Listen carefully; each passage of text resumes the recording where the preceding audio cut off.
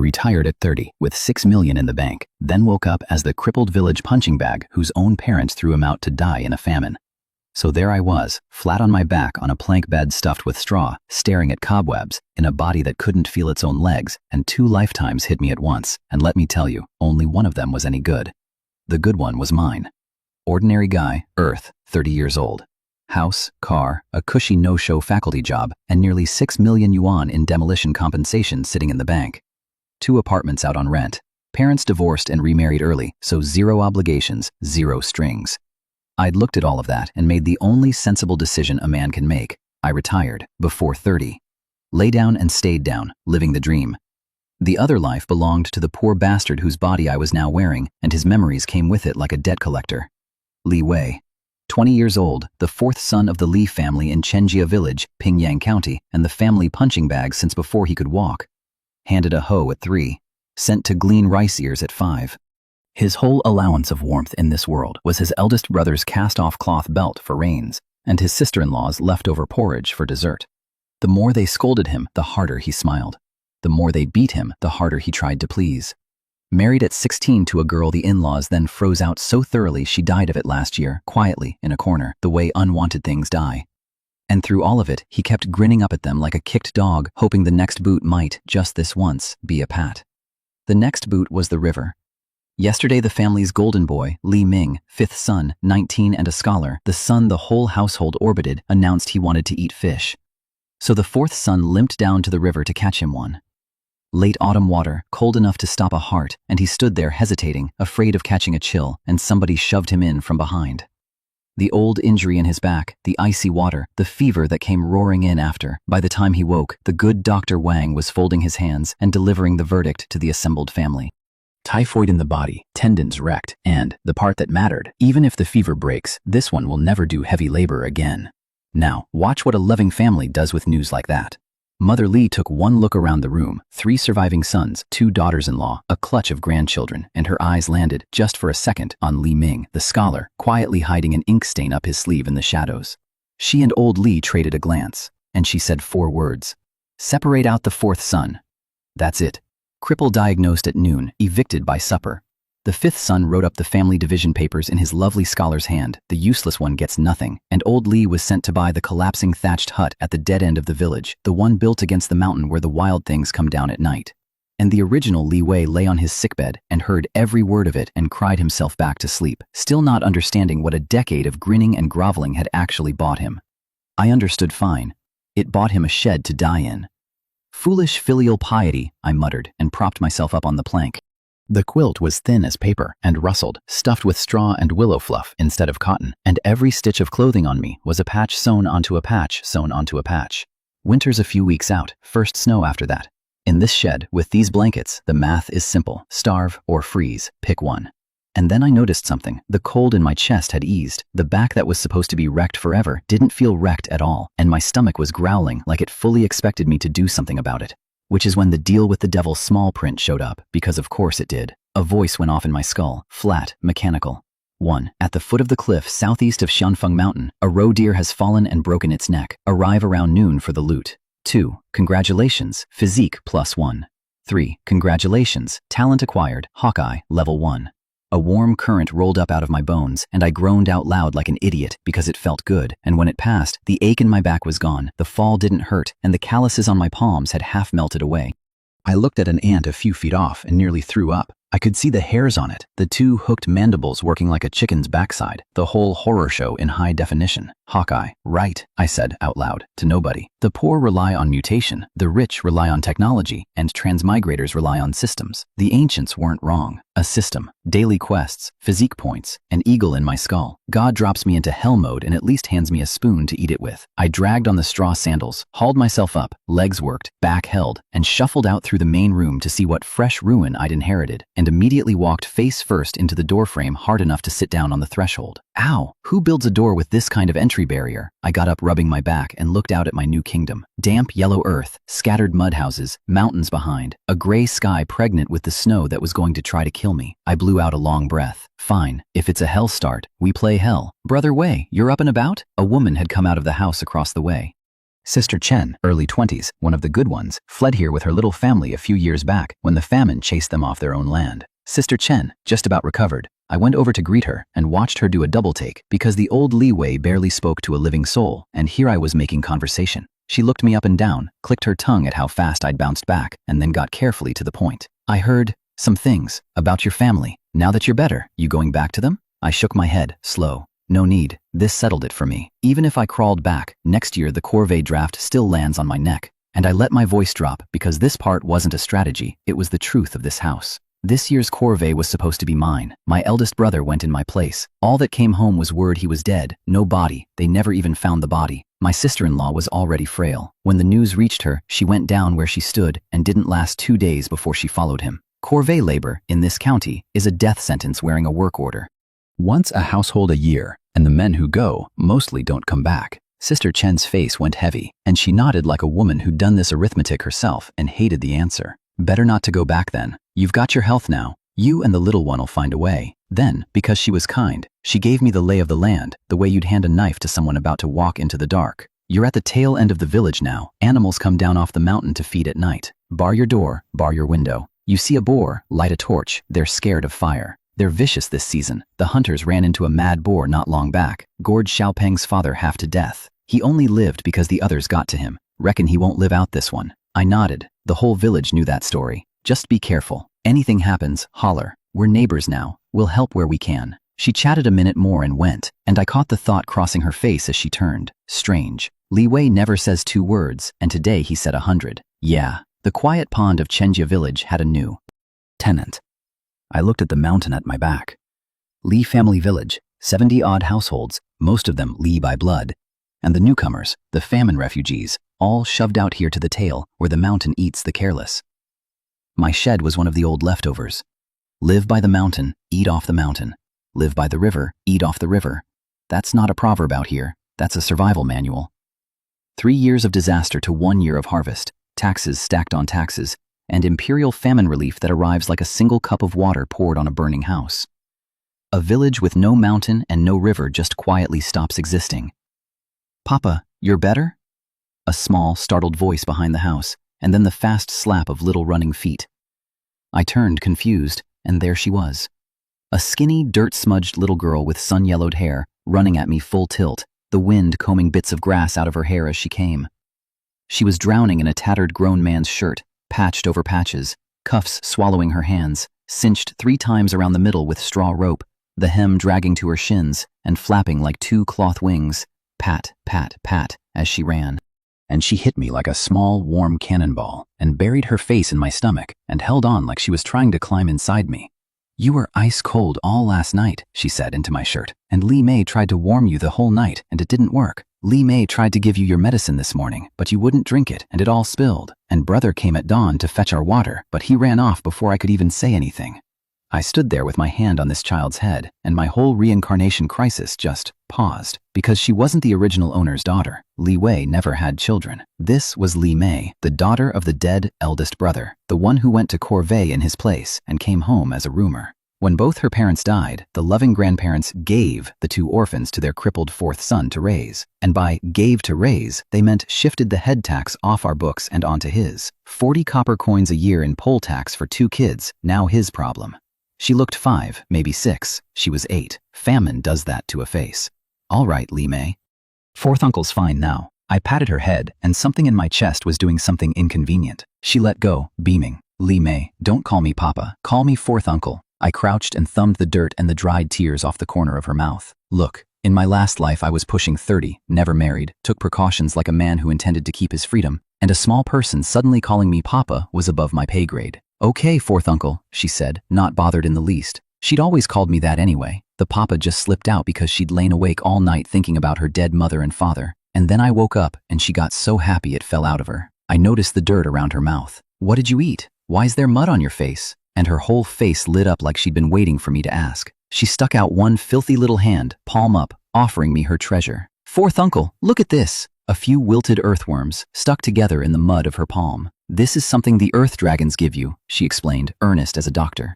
You squeeze the mud and sand out of their bellies, and then you can eat them. My stomach turned over, and it wasn't from hunger. because with the new eyes I could see them too well, the 2 rows of tiny hooked bristles running down each worm's belly. And I could see, past the worms, exactly what I was looking at. A starving 8-year-old who'd found food crawling out of the wet ground after the rain, and whose very first thought, before her own empty stomach, was to bring it to the sick uncle who couldn't feed himself. My face must have done something, because her excited little smile froze and cracked. She snatched the hand back and hid it behind her, suddenly small. Fourth uncle, you don't want it?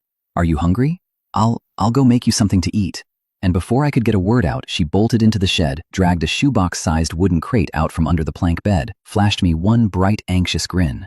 "Wait, fourth uncle, it'll be quick," and ran for the cold kitchen fire pit, only to find no embers, and then told me to hold on. She'd run to Sister Chen's to borrow a coal, and was gone on her short little legs before I could say a single thing. I stood in that 4-square-meter kitchen and looked at what my new life amounted to. An earthen stove with no pot on it, a few wild greens, a blackened clay jar, 2 chipped bowls, 2 pairs of chopsticks, a clamshell for a ladle, a little bundle of firewood, a torch, the one Sister Chen gave for the animals, and a big, cracked-mouthed urn of water in the corner. And the wooden crate the child guarded under her bed. I opened it. A small burlap sack, 2 little clay jars, a few packets in mulberry paper, 2 plasters. The sack held millet, with the bran still in it, husks and all, maybe 2 pounds. 1 jar was oil. I smelled it, tasted a drop, and my tongue curled. Bitter, gritty, acorn oil. Which is to say, mild poison. Enough of it and you're sick. In my last life, the stuff was lamp fuel and axle grease. But when there's nothing else, it's cooking oil. The other jar was coarse salt cut with dirt and grit. 1 pound stretched a family of 3 across a whole year if they were miserly enough, and cut with sand it stretched further. That was it. That was the estate. That was what a decade of grinning up at that family had earned this body. A bag of pig-grade millet, a jar of poison oil, and dirt salt, handed over as they shoved him and an orphan out the door. I thought about the other house, the one I'd just been evicted from, where the coarse salt was clean, and the oil was lard, and the 5th son, the scholar, got an egg now and then, 3 coins an egg in a year like this, and meat sometimes. Because a family will strip itself to the bone to feed one son toward the imperial exams, since a scholar means 24 taels a year, 80 mu of land untaxed, exemption from corvée, exemptions from the poll tax, a clean, straight road out of the dirt for the whole clan. Pour everything into the 5th son, and one day you're a landlord. Pour nothing into the 4th son, and one day he catches a cold and you throw him out with the trash. Heartless, I said to the empty kitchen, isn't quite the word. Li Mei came back cradling a glowing coal on a stick like it was a baby bird, got a fire going in the pit with quick practiced hands, set the cracked jar over it, and then grinned up at me with that same total, dangerous brightness. "Fourth uncle, look what this is." She fished a little yellow paper packet out of her pocket and handed it over, mysterious and proud. Inside, a piece of smoked cured meat the size of a mahjong tile, skin and fat still on it. Where did this come from? I actually startled, because it sure didn't come from the old couple. They'd sent us poison oil and dirt salt. They weren't handing out meat. She tipped her head back, smug as a little empress. "Auntie Chen gave it to me. She said 4th uncle needs to build his strength back now he's up." And then she explained the plan, deadly serious. I was to swirl this one piece of wild boar meat around the hot clay pot a few times so the porridge would taste of oil, and this one piece, if we were careful, could last 4th uncle a long, long time. And she got down on her knees by the fire and did it, poked the pot, fed it a little more wood, judged the heat like a tiny veteran, then took that precious scrap of pork and swirled it in the pot, and swirled it again, and thought about it, and swirled it a few more times, and a few more. 6 times, 7, until the whole kitchen filled up with the smell of meat, and she twitched her nose and licked her lips and swallowed hard, and then, aching over it, carefully wrapped that shriveled little scrap back in its paper and set it gently in the crate. Not eaten, saved, to be swirled again tomorrow. Then she scooped water into the pot, and it hit the heat with a hiss and a plume of steam, and she breathed it in, and swallowed again, and told me not to worry, 4th uncle, it'll be ready soon. She threw in a couple handfuls of the bran millet, grabbed a fistful of shepherd's purse, halved it with the clamshell, tossed it in. I nodded at the crate. "Li Mei, those medicine packets, where'd those come from?" Because in the original owner's memory, that stingy old woman had paid Dr. Wang's consult fee and bought no medicine at all. Li Mei didn't look up from the fire. "Oh, second Aunt Zhang slipped them to me." Then she did look up and dropped her voice like she was handing me a state secret. "4th uncle, second Aunt Zhang said don't tell grandmother and grandfather, so please don't tell anyone." I went quiet. Because that meant the medicine money came out of the 2nd son's family, behind the parents' backs. 100 coins. 6, 7 caddies of millet at what grain cost this year, from a household that was one bad draw away from ruin themselves, because with me thrown out, the corvée next year might well land on the 2nd son, and if they couldn't buy their way clear of it, they were finished too. And the second son's wife had reached into that and pulled out 100 coins for a crippled brother-in-law who'd been written off and evicted. I asked a few more questions and kept getting surprised. The pound of bran, the poison oil, the dirt salt, that was all the grandparents gave. The half-pound of clean millet, the pots, the water urn, a little firewood, that was the neighbor's and the second son in secret. The torch was Sister Chen's. Turns out the old Li Wei, grinning fool that he was, hadn't been loved by nobody, just by nobody who was supposed to. Fourth uncle, it's done. The lard and wild green millet porridge was ready, an unappetizing gray in the chipped bowl, unhusked millet, bran and all, the kind of food that fights you going down. My stomach did not care even slightly. It was roaring like thunder and ordering my mouth to move. I stopped resisting and wolfed it scalding hot, grimacing the whole way.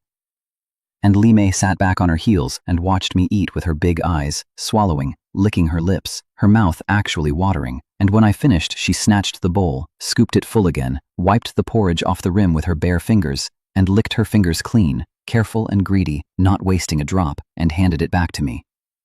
That's when I really looked at it. The full bowl in my hands, the pot with barely anything left in it. Li Mei, why aren't you eating? She sucked her fingers, satisfied, and said it bright and clear, like the most obvious thing in the world. Fourth uncle, you eat. Second Aunt Zhang said we only have this much food, so fourth uncle's food comes first, so he gets better. Li Mei's still little. It's okay if Li Mei's hungry a while. Second Aunt Zhang said I'm young, I'll have lots of chances to eat later. 8 years old. That voice. Those words. Doing the arithmetic of a starving adult and calling it fair.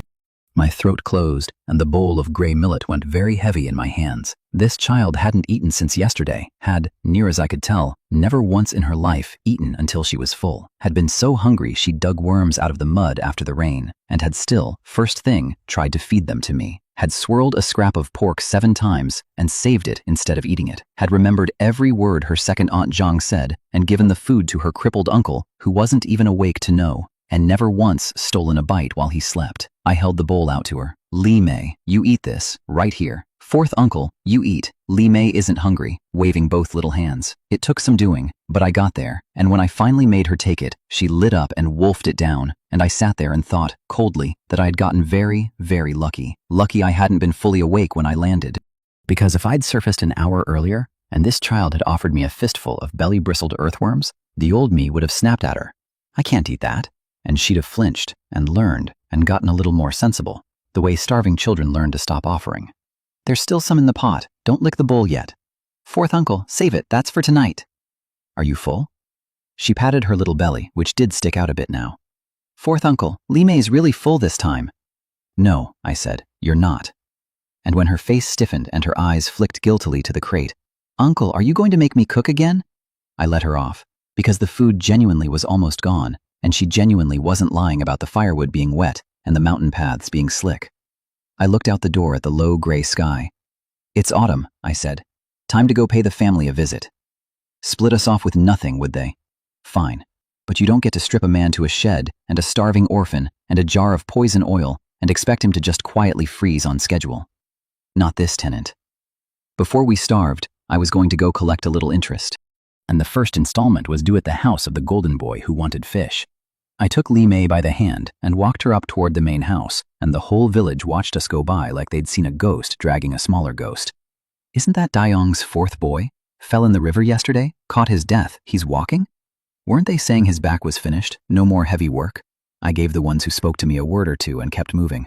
And behind us, the muttering sorted itself into the usual flavors, pity, regret, and the little curl of a smile people get watching someone else's disaster.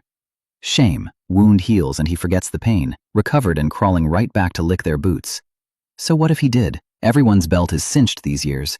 Split off now, what chance do a cripple and an orphan have? Li Mei heard all of it. She snuck a look up at me, found my face doing nothing at all, and tightened her grip on my hand. Knock, knock. A courtyard, a barred gate. Who is it? The third sister-in-law, coming to open up. The gate swung, and Li Mei took a small step back and called out, tiny and careful, "Third aunt." The third sister-in-law looked at the two of us, and her face pinched, and she skipped clean over the child like she wasn't there and went straight at me. "Fourth brother, you're better?"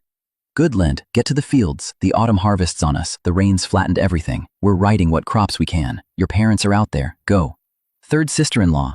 I cut her off and pointed back at 𝐂𝐵, hunched small behind me. If you'll own this niece at all, boil some water, wash her, get her out of these rags. Her face went dark. She didn't so much as glance at the child. She fixed her eyes on me. Fourth brother, do you hear yourself? I'm your elder. Where do you get the mouth? I shouldered past her into the yard and turned back. What's the matter, third sister-in-law? Does bathing your own niece cost you something? And then I clocked the little boy peeking out of the main room, her son, 𝐂𝐞𝐢𝐧𝐜𝐚, 6 years old and already an expert, and I said low, "You little article. Who taught you to stand there and not greet your elders?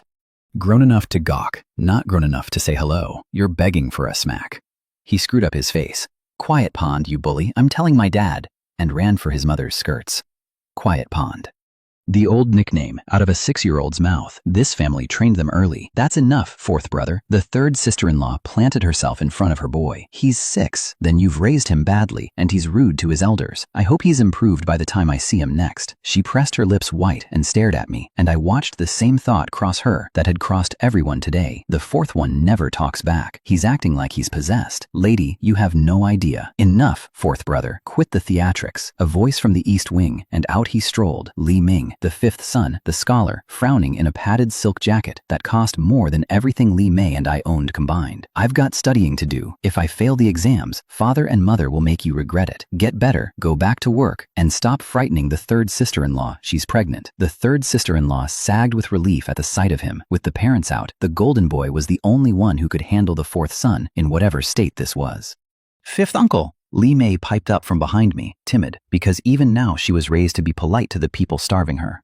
𝐂𝐵 looked her filthy, ragged little self over and turned to me with distaste.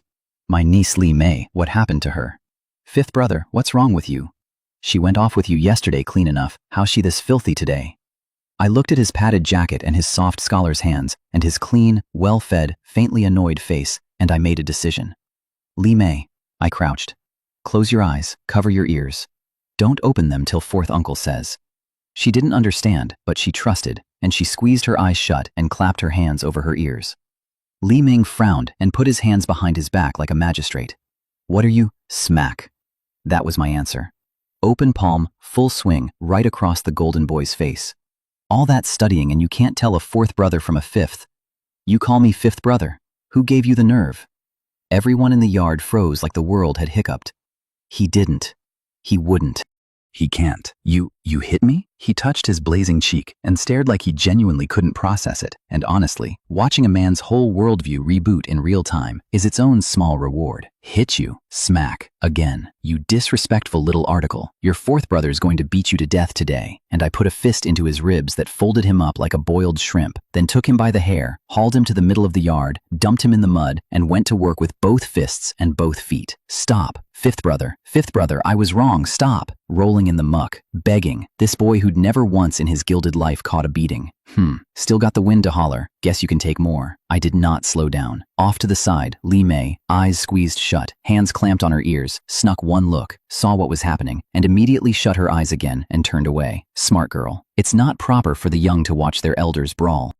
I quit when my arms gave out. Not his pleas, panting, hands actually shaking, back twinging, because it turns out beating a man is a whole cardio workout, and this body was fresh off a deathbed. I towed him where he lay, twitching. Up! Quit playing dead! He scrambled upright, face already going purple and swollen, and stood in front of me meek as a lamb, and I nodded, satisfied. Boy had never been hit before. This would help. Who pushed me in the river? Was it you? He waved his hands frantic. It wasn't me! How could I push fourth brother in the river? Then who was it? I don't know. You don't know anything. Call yourself a scholar? Don't know this, don't know that, and you want to pass the imperial exams? He dropped his head and shut up, which told me either he knew and wouldn't say, or the answer was one of the ones I already suspected, but that ledger could wait. Fourth brother, you dare. When father and mother get home, they'll have your hide. The third sister-in-law pointed, lips trembling, doing outrage, though I clocked it. Under the performance, she was thrilled. Watching the family's precious fifth son eat mud was clearly the best thing to happen to her all season, and she was working hard not to grin, because a grin got her in trouble too. She murmured something to her boy, and he nodded and shot out the gate on some errand, and she rushed back to fuss over 𝐂𝐵. Fifth brother, how bad is it? Where does it hurt? Let third sister-in-law see. Third sister-in-law, men and women don't touch, he said stiffly, dodging her hand, and I nearly laughed. Beaten into the mud 30 seconds ago, and still quoting the master on propriety. I glanced at the boy sprinting off, running to fetch the parents obviously, and didn't care, and said, easy, to the third sister-in-law. 𝐂𝐫𝐢𝐬𝐥𝐿 called you third aunt for years. A wash and clean clothes isn't too much to ask. Fine, I'll heat the water right now. Suddenly, very agreeable. Because the real worry gnawing her was that I'd bolt, and then she'd be the one holding the blame. Would I bolt? Of course not. It's nowhere near that simple. The show had barely started. 𝐂𝐫𝐢𝐬𝐥, go on. Third aunt's got hot water. She'll get you washed. Look at the state of you. She came and smoothed the child's hair, and 𝐂𝐫𝐢𝐬𝐥 looked to me, and I nodded, and off she went. Thank you, third aunt. Trusting, always trusting. The second the child was gone, I ignored the meek and battered 𝐂𝐫𝐢𝐬𝐥 entirely, and walked into the kitchen like I owned it. What are you doing in here, fourth brother?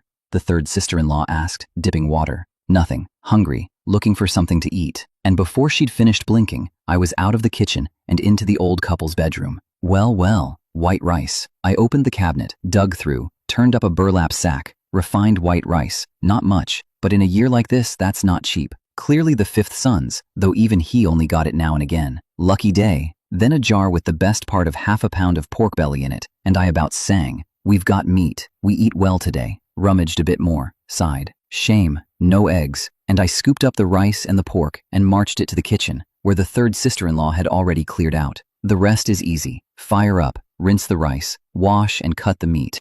Hot pot, pork belly, straight in. Render it down till the fat runs and the whole kitchen goes thick with the smell of it, and my mouth. One bowl of wild green millet slop behind me, flooded. Skim out the meat and the oil, set aside. Rinsed rice into the iron pot, water, lid, simmer. And while it cooked, I didn't sit idle. I found 2 hardwood staves in the woodshed, 3 feet each, thick as 2 fingers together, shaved the ends to points with the chopping knife, and charred the points in the fire till the surface went black and hard. Fire-hardened spears, poor man's weapons, but a broken-necked roe deer at the foot of a cliff doesn't need artillery, and a mountain full of mad boars might. I stashed the 2 spears, the chopping knife, and the kitchen knife into a carry basket. By then, the rice was near done. Lid off. Steam and the smell of rice rolled up. I folded the pork belly back in, salted it, stirred the fat all through, banked the rice, poured the rendered lard down around the edges, capped it, and let it go again. A while later, I lifted the lid, stirred, tasted, and grinned. That's the stuff. Chopped scallion over the top. Left myself a full bowl. Wrapped the rest in 2 oil paper packets and tucked them in the basket. Those were 𝐂𝐫𝐢𝐬𝐥's, and one was for a certain someone else. And only then did I pick up my bowl and eat. The scorched rice at the bottom of the pot had gone crisp and golden and crackling, and I bit into it, and my eyes lit right up. Because whatever else this hellstart had in store, mad boars, corvée drafts, a family that threw a cripple and an orphan out to freeze, a man who can find half a pound of pork belly in his enemy's cupboard and turn it into a bowl of crispy pork fat rice is a man who is going to be fine. The third sister-in-law followed the smell in, freshly done scrubbing 𝐂𝐫𝐢𝐬𝐥, who was still in patched cloth, but at least child-sized patched cloth now, and stood there watching me shovel pork fat rice into my face with an expression like she was doing long division on her own hunger. Fourth brother, how could you waste food like this, rummaging through father and mother's room, eating fifth brother's meat? Her outrage kept snagging on the fact that she wanted the meat. How's it wasted? It's in my stomach. I didn't look up. And if the fifth son can eat it, why can't the fourth? She rolled her eyes. Don't you know your own rank? And kept staring at my mouth anyway. So I helped her out. I tapped the rim of the bowl with my chopsticks. Look, third sister-in-law, 1 bite left. Little bit of meat even.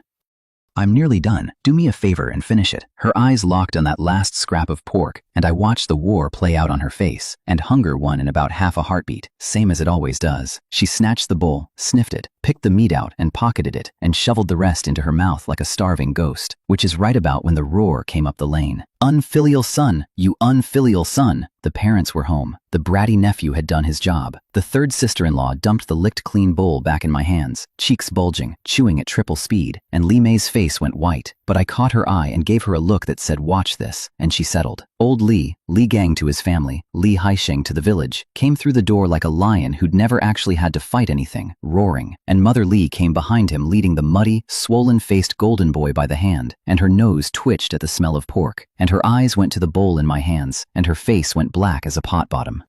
You unfilial son, you hit the fifth brother, you went into my room, you ate the meat I put by for the fifth son. What have you got to say to your parents? Say to you, I set the bowl down, unhurried. Which crime do you want me to explain? Brothers fighting? A son walking into a room? Or eating a little food? And the whole assembled family, minus the third sister-in-law and the fifth son, who both already knew, stared at me like the furniture had started reciting poetry. After the fever, he came back wrong. Is this the meek fourth son, talking back to his parents? The third brother, Li Sheng, weighed in with the family script. Fourth brother, how dare you speak to mother like that? No respect for your parents, your elders. I looked at him. What's this, third brother? You're lecturing me now? I used to care about every one of you. Look what it got me. And I let my voice flatten. You're a branch off the main trunk, third brother. I've got no words to waste on you. He turned purple and sputtered, and I moved right past him to the two who actually mattered. Father, mother. I shook my head and almost smiled. Where were my parents yesterday when I got thrown out?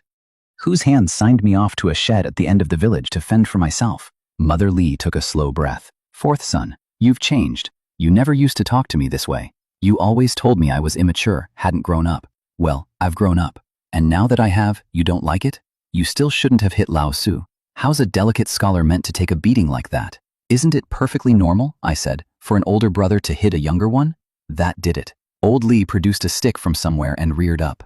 You unfilial dog. I'll beat you to death today and call it even. Pretend I never had you. Wait. I said it fast and cold, and something in it stopped the stick mid-air. You hit me today. I break Lao Su's leg. You kill me. I take his throat out with my teeth on the way down. I wouldn't dare raise a hand to my parents, I smiled. But I'll trade anything I've got for my parents. And anyone who tries to stop me, I bite to death. I swept the brothers and their wives with a look, and not one of them moved. Old Li stood there vibrating with rage and absolutely no exit. He couldn't actually kill his son, and he did not dare gamble that I was bluffing. Fourth brother! Mother Li's voice cracked with panic. Fifth brother is the whole family's hope. You'd truly do it? And I felt the ground settle under me, because now I knew the shape of the lever. That's your hope, I said, not mine. And I turned to the golden boy, pale and shaking behind his mother, and grinned.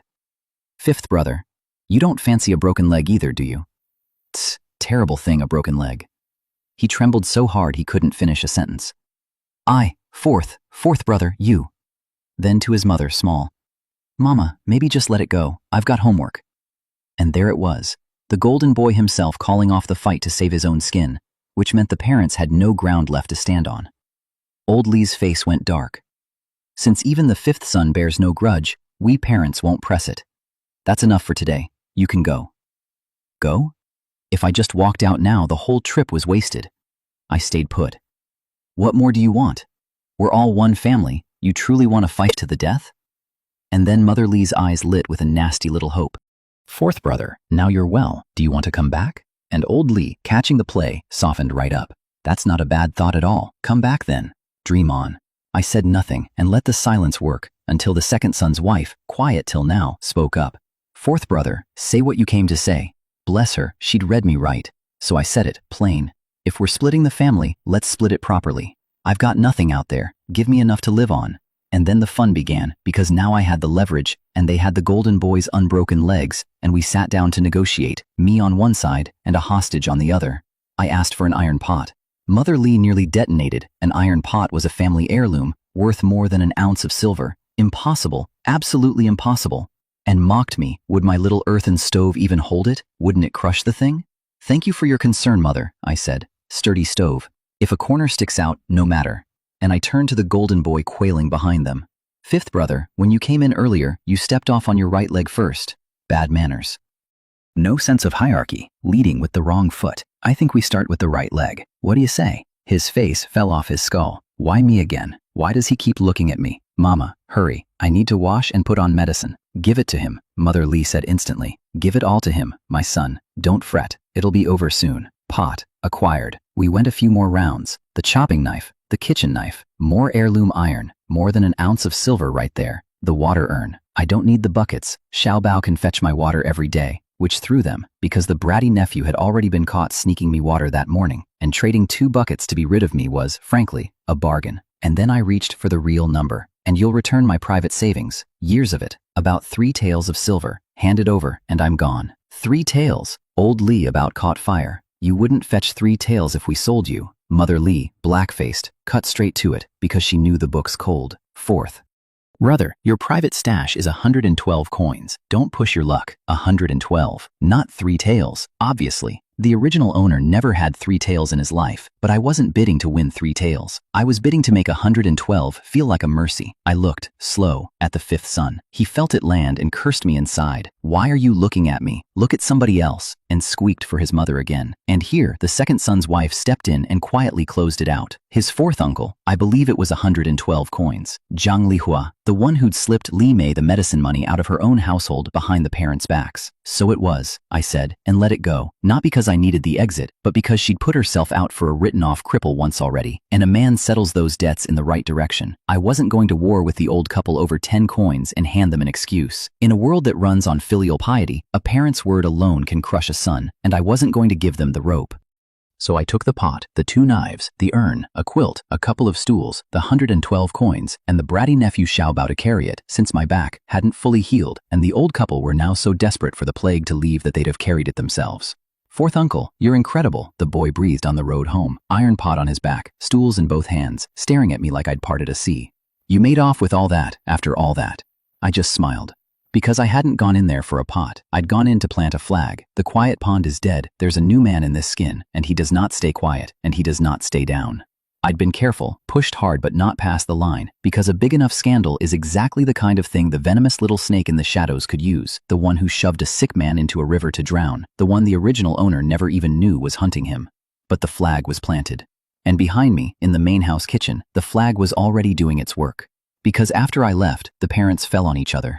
What an ungrateful wretch, I raised, old Li bellowed, and Mother Li snapped back that they still had money, they'd buy more, done, the plague was gone. But old Li, for once, didn't let it lie. You bullied Laosan for years because he married and gave you no grandchild. You froze his wife till she died of it. And then, in a temper, you sent the eldest to corvée. No, the eldest signed himself up, knelt and begged you for a little silver first, and you wouldn't give it. So he went in the 4th son's place, and he came home a rumor with no body. If you'd handed over a few taels of silver, the eldest would be alive. If the eldest were alive, I'd never have let you split the 4th son off yesterday. Mother Li's voice went thin. How was I to know the eldest was that rash? And there it was, the whole rotten root of it, said out loud in a kitchen. They'd starved one son's wife to death, sent another to die on a work gang to save a few taels, and thrown the 4th out to freeze, all to pour everything down the throat of the 5th.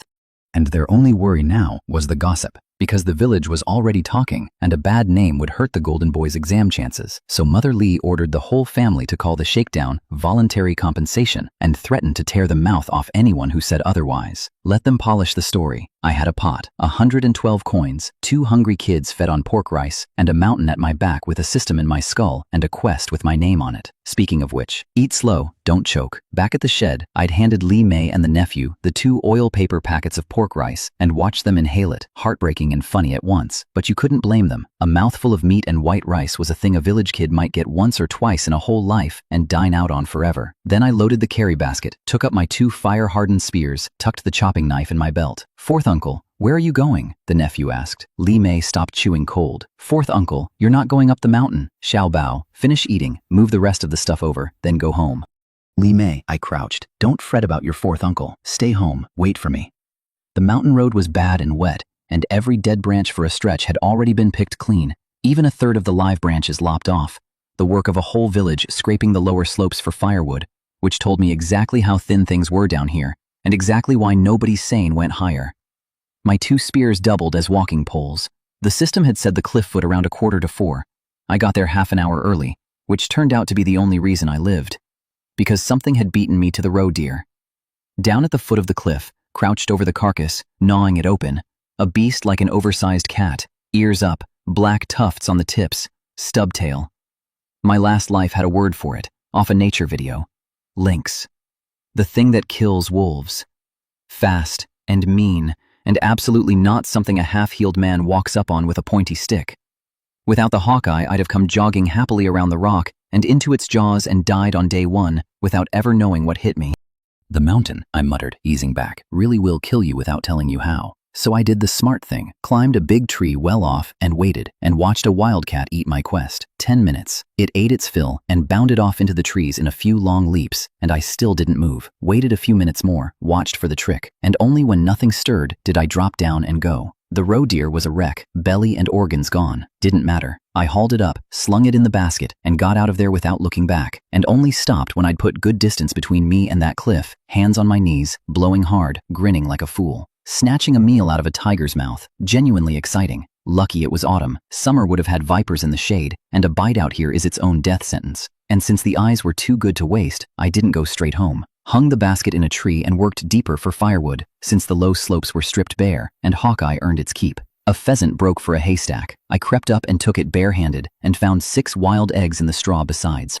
Then mushrooms, 7 or 8 kinds, monkey head, hazel, oyster, lichen, a good pound of them, half a roe deer, a pheasant, 6 eggs, a pound of mushrooms, an armful of firewood. Not bad for a cripple who was supposed to be dead by spring. By the time I came off the mountain, near 5, I was soaked through and wrung out, and thinking, with real feeling, about my old life, the balcony, the lounge chair, the tea set, the phone, a couple of girls messing around nearby, while I did absolutely nothing. No going back, I told myself, and put it away, and walked toward the shed, and the small person who'd be standing outside it, waiting. She was, of course she was, planted outside the fence, anxious, and the second she saw me whole, the worry fell off her face and she came running. "Fourth uncle, you're amazing. You chopped so much firewood. Fourth uncle, did you go hunting?" And then she saw the roe deer in the basket, and her smile froze, and she went dead white, whipping her head around to check for witnesses, and grabbed my sleeve and tried to haul me back toward the mountain. "Fourth uncle, let's throw it away while nobody's looking, or they'll arrest us. They'll put us in jail." Because she wasn't wrong to be scared. Hunt without a permit and the government takes you. Hunters register and pay a stiff tax. Small stuff, a rabbit or a pheasant, nobody minds if you don't get greedy. But anything bigger than a roe deer means chains, unless it's prey you merely found, something already dead, or a beast that came down and threatened people. "Lee May, slow down, look before you talk. I didn't kill this, I found it." She leaned skeptically at the basket, saw the mangled mess through the gap, and I steered her home before she could argue, because I was exhausted, and because the thing that made it legal was a stamp I still had to go get, from the village chief, tonight, before some helpful neighbor decided the quiet pond had turned poacher. The village chief's family had just finished supper when I got there, and one look at their table taught me more about this village than a week of asking. Thin, wild green millet porridge, kids licking the bottoms of their bowls. Even the chief ate like that. Sigh, I thought, watching a small one hunt his bowl for a last grain. So even the village chief has a hard year. And then, God help me, watching them eat that thin while I'd had pork this morning and would have roe deer tonight, I felt fantastic, which probably says something unflattering about the new tenant. The chief looked over my roe deer, confirmed it was found not hunted, and told me to take it home, no trouble. And then I did the thing that made everyone in the room think the family split had knocked me loose. I offered to cut him off a pound. On the house, the whole family froze. Has he lost his mind, giving meat away? Does he not know his own situation? And the chief squinted at me, honestly puzzled, because he'd been wanting to buy his grandkids a little meat and hadn't been able to bring himself to lean on a poor man to sell. So I stopped playing coy and gave him the truth with the shine off it. "Uncle Chief, you all know my situation. Nice way to say it is, the family split. Blunt way is, I got thrown out. I live alone now with an 8-year-old niece to raise. Life's thin enough. And I'm afraid that someday, if something happens to me, there won't be a soul left to say the official word for me. I don't want anything special. I just want to know that if a day comes, someone with standing will speak up. In the open. That's not a bribe, that's insurance. In a country run on filial piety, a parent's word alone can bury a son, and there was a snake in the shadows who'd already tried to drown me once. A pound of roe deer is a cheap premium on a policy that says the village chief knows my face and owes me a fair word. He got it, waved off the free meat, insisted on paying the going rate. "Everyone's having a hard year, you're having it harder, but I won't cheat you either, and don't you cheat me." And cracked a joke to take the weight off it, and his grandkids about levitated. "Grandpa's the best, there's meat."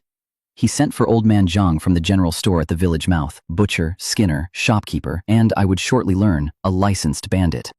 And while Zhang carved the roe deer down clean, barely 20 pounds of meat off a 60-pound animal, once the lynx and the fall took their cut, the whole room had done that arithmetic out loud before I could. The chief's littlest ran up and pressed a fistful of copper into his grandfather's hand. "The good uncle said to give this to you," and the chief counted it twice and went quiet. Exactly what he'd paid for the meat, 40 coins, handed right back. He gave a wry little smile, waved it off, and said nothing, because he understood. I'd sold him the meat so it wasn't charity, and given him the money back so it wasn't a sale. I'd left him nothing to owe and nothing to resent. represent, just a clean, fair memory of the quiet pond. Cheap, very cheap. Then old man Zhang and I went back to his store to do business, which is where I met the honest man of Li Family Village. And let me tell you about this honest man. 80 coins for the hide, 110 for the skeleton. The bones? What's a silly roe deer's bones worth? He explained, pleased to. Bone makes arrowheads, iron being deer, so hunters keep a few iron heads and shoot bone the rest of the time. Fine, but then I did my arithmetic out loud. How many arrowheads come off this pile? 4 leg bones tops. That's not 100 coins. And I know you, old man Zhang. Honest as the day, the whole village says. First real deal we do and you're already skinning me. Careful or I'll take it up with Master Li. He didn't blink. Don't wave your betters at me, boy, let me finish. 4 leg bones for arrows, the rest of the bones for tonic. Kidney strengthening. Very good for a man's vigor. And he grinned, lewd as a goat. He. Heard you can't sire a child, Li boy. Trouble in that department? Why not brew yourself a pot and see? I rolled my eyes. Whatever was or wasn't wrong with the original owner's plumbing was the original owner's business, not mine. And I wasn't about to debate my fertility with a butcher over a bag of shins. If it does all that, then your price is too low. We went a few rounds and settled, and I kept 2 hind leg bones back for soup. And then, because a mountain trip had already worn my straw sandals to threads, I made the mistake of asking after shoes. Leather shoes? Old man Zhang laughed until his beard shook. Dream bigger, boy. Your 180 won't touch it. Sell me 7, 8 caddies of meat and we'll talk. I did not sell the meat was the whole point. So I bought hemp shoes for me, lard, firewood, millet, and then, because I couldn't stomach the child running around dressed like a beggar, cloth shoes and socks for Li Mei. And old man Zhang, honest as the day, brought out a pair of cloth shoes that would put 4 of 5 toes out in the open air, and patched socks so gray they'd gone to charcoal, and charged me for them like they were new. Old man Zhang, a man wears these, 4 toes wave hello, and there's a patch on the upper. Think they're worn. Buy new. New cloth shoes, 60 coins. New socks, 90. I fled his store in disarray, and he stroked his beard and watched me go, thinking, I have no doubt, that today was worth a couple of good sucks off the bone. A bolt of cloth costs 200 coins, and a pair of children's shoes runs 60. The prices in a famine bend into shapes that would make a modern economist weep. I stuffed the little worn shoes in my coat. Li Mei, your 4th uncle can't even keep himself in socks. Make do a while. When your 4th uncle makes it big, I'll drape you in silk and gold. A man's got to have a 5-year plan. But shoes and soup weren't the real errand. The real errand was the 3 village elders, and above them, Master Li, the landlord, the biggest man in Li Family Village, hundreds of mu of land, the general store here and one in the county, and a scholar for an eldest son. I gave the elders meat with the same honest speech, and none of them turned down free meat in a year like this. Because here's the cold truth a modern man learns fast out here. Get thrown out, do better than the starving, and envy comes for you, and if the village turns on you and no village will take you in, you're a vagrant, and any vagrant who kills you did the world a favor. I didn't want privilege. I didn't steal, didn't rob. I wanted fairness, which out here you have to buy in advance, 1 pound of meat at a time, before the day you need it, and it's too late. Master Li's house was bluestone steps and a brick wall and blue-tiled roofs, and standing at his gate, I felt the original owner's inferiority rise up, and then remembered the mansion I'd owned in another life, and it drained right back out. A servant let me in, and I found the great man at dinner, and got my second lesson of the night. Thick millet porridge, whole grain flatbread, pickles, a few cheap mushrooms, no meat. The landlord ate no meat. I actually caught myself wondering if all my scheming after pork made me some kind of degenerate. Li Wei, you've hit some trouble? He asked, not unkind. No trouble, Master Li. I've come to repay a kindness. And I set 2 pounds of roe deer on his table, and his daughters-in-law looked up, and his grandchildren stared at the meat and swallowed, and he frowned, honestly lost. Repay what kindness? So I told him, when I was born, Master Li, you gave the birth gift, 200 coins. And more than that, a good set of bowls and chopsticks, so my niece and I don't eat out of broken crockery like beggars. Before the family split, I had no say in anything. Now I do, so my niece and I remember it. He studied me, this crippled cast-out who'd walked in neither cringing nor grasping, talking in clean, straight lines, and something shifted behind his eyes. The splits changed you a great deal, he said slowly. Your father found his fortune on a wild ginseng once, and here you are, split off and just off your sickbed, and you found a roe deer. They say a man who lives through a great disaster has good fortune waiting. Then he tried to hand the meat back. Everyone knew he ran the birth gift for every child in the village. Boys 200 coins, girls 1, and asked no thanks. 2 pounds of meat, traded for grain, would feed us for days, and he had no wish to take food out of a poor man's mouth. Which was exactly why I'd come, because the more a powerful man refuses, the more you need him to accept, or you're the one who couldn't fit in. So I gave him the reason I'd brought, and it happened to be true. Master Li, you don't need this scrap scrap of meat, I know, but what you gave us was worth more than 200 coins. You gave us dignity." His eyes sharpened. "Dignity? Explain that. You could have just given us food, but how much food can you give? Everyone here is short of food. Food's never enough. A good set of bowls, though, that lasts. Lots of folks starve in these years, Master Lee, and by the end they can't even remember what their own bowl looked like. They only know it was broken. If my niece and I starve, at least we'll die remembering we ate off a good set of bowls once. By then the food won't matter. That last scrap of dignity will." Master Lee went quiet a long moment, because that had been his intention, half of it, and the other half was the thing he couldn't say to a hungry man's face, that he knew he couldn't actually save any of them. Is the empire large or small, and can even the empire keep its people from starving? Same principle. One landlord can't save a village. He took the meat. And I walked out having spent maybe 6 pounds of found meat to buy the village chief, 3 elders, and the landlord a floor to stand on in a village that would otherwise watch a cast-out cripple and an orphan freeze and call it the natural order. Behind me, Master Lee told his second son to try befriending me, and when the son laughed it off as sentiment, "You're just pleased someone finally thanked you for your good deeds, father." The old landlord only shook his head because he'd heard the quiet pond was timid and mush-mouthed, and timid men don't walk into a landlord's hall and talk you out of your own charity with a speech about dignity. "Something's changed in that one," was all he'd say. Smart man. Smarter than his son, who actually believed his father was a philanthropist. Because Master Lee knew exactly what his kindness was, and it wasn't kindness, it was the most patient investment in the county. Think it through the way he had. A landlord's fortune rises and falls with his village. When the village starves, his gate is the first place the starving come, and if he lets too many go hungry, one bad winter turns his hundreds of mu into a mob's kindling and sends him to the underworld ahead of schedule. So he feeds them, once, twice, enough to bleed off the pressure, and keeps servants who are not, as everyone quietly understands, for decoration, and holds that balance with a steady hand year after year.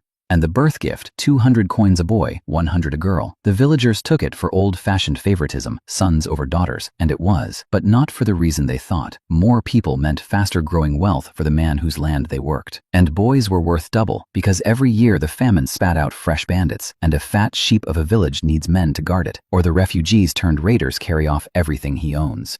His generosity was a wall built out of other people's gratitude, and it would hold exactly as long as it paid to hold. Nobody's grain blows in on the wind. None of it. The ant feeding her pigs, the hunter's family doing sums over my death, the kind-faced man feeding girls to the county, the landlord's charity. None of it is cruelty or kindness. It's arithmetic, done in the dark on empty stomachs, and the only way to win is to be the number that always comes out ahead. A system, an eagle's eye, and a mountain of food nobody else could find were about to make me exactly that. But while I was buying the whole village a floor to stand on, 1 pound of meat at a time, somebody was quietly pulling the floor out from under me, because under a tree at the edge of the village, a kind-faced man was teaching a bratty 6-year-old to call his uncle a demon. Home was full dark by the time I got back, and, small mercy of the eyes, I found I could see well enough at night not to walk into my own walls. Lee May was on the threshold with her chin in her hands, and lit up when she saw me, and I put down the firewood and the shopping and lit the oil lamp. "Lee May, keep this fire striker. No more borrowing coals off the neighbors. And that acorn oil, from now on it's lamp oil, not food." She hugged the striker like treasure. She danced over the lard and the millet, an 8-year-old who already knew exactly what those were worth. And then I handed her the little paper packet and the cloth shoes. "Try these. If they don't fit, your 4th uncle will take them back to old man Jiang." New shoes? Cloth shoes? For Lee May? She held them up to the lamp to be sure, disbelieving. New cloth shoes, faintly scented with rice like the pork rice from that morning. And then her eyes filled and her voice broke. "4th uncle, you're so good to Lee May, but I miss Papa and Mama. I want to tell them Lee May has new cloth shoes too." New. The word was foreign in her mouth. Her whole small life had been straw sandals and broken shoes and rags, and she wanted to run and show her dead parents the first new thing she'd ever owned. My throat did the thing again. So I did the only thing I knew how to do with it, which was scold her. "You little ingrate. 4th uncle buys you shoes and you're already crying about your parents. Come tend the fire. You're 8 years old. Where do you get so many sorrows? Save the worrying for when you're grown." And she pouted and sniffled and ran to feed the fire, and I turned back to the mushrooms so she wouldn't see my face, and got very busy praising the bratty nephew for filling the water urn, because a man has to talk about something when he can't talk about the thing. I made a feast. 2 roe deer leg bones split and blanched into a clay pot with mushrooms, and a little meat and lard, and 2 coins worth of ginger, set to simmer. 4 wild eggs fried up crisp-edged and soft-yolked, shredded roe deer with mushrooms and corn, boiled down into a real porridge. And while it cooked, I asked, casual, 𝐂𝐫𝐲𝐻, is your Auntie Chen good to you? Because Sister Chen had sent us that scrap of boar meat when we had nothing, and a man settles those debts in the right direction too. Half a pound of roe deer, wrapped, and the two of us crept through the dark to leave it at her door, her house already gone to sleep, quiet as thieves doing the one honest thing thieves never do. Then home, and we ate, and 𝐂𝐫𝐲𝐻 ate with her whole face. Fourth uncle, this soup, the mushrooms, the meat, it's so good. Crisp eggs, meat porridge, bone soup, and she kept sneaking looks at the pot like it might vanish. Fourth uncle, won't we get struck by lightning, eating like this? I nearly choked on my soup, 8 years old and already convinced that a full stomach was the kind of luck heaven punishes. If you're full, go wash. Fourth uncle, am I still full? No, you're full. She pouted at the pot. 1 egg, half a bowl of porridge, half a bowl of soup, and still not full. But I made her stop there, because I'd watched what the morning's pork rice nearly did to her, and a body that's never had enough can't be handed everything at once. It has to be walked back to eating like a person. Slow. I saved the rest for the nephew's breakfast, gave her a paper twist of maltose she wasn't allowed to open till morning, and that was the day.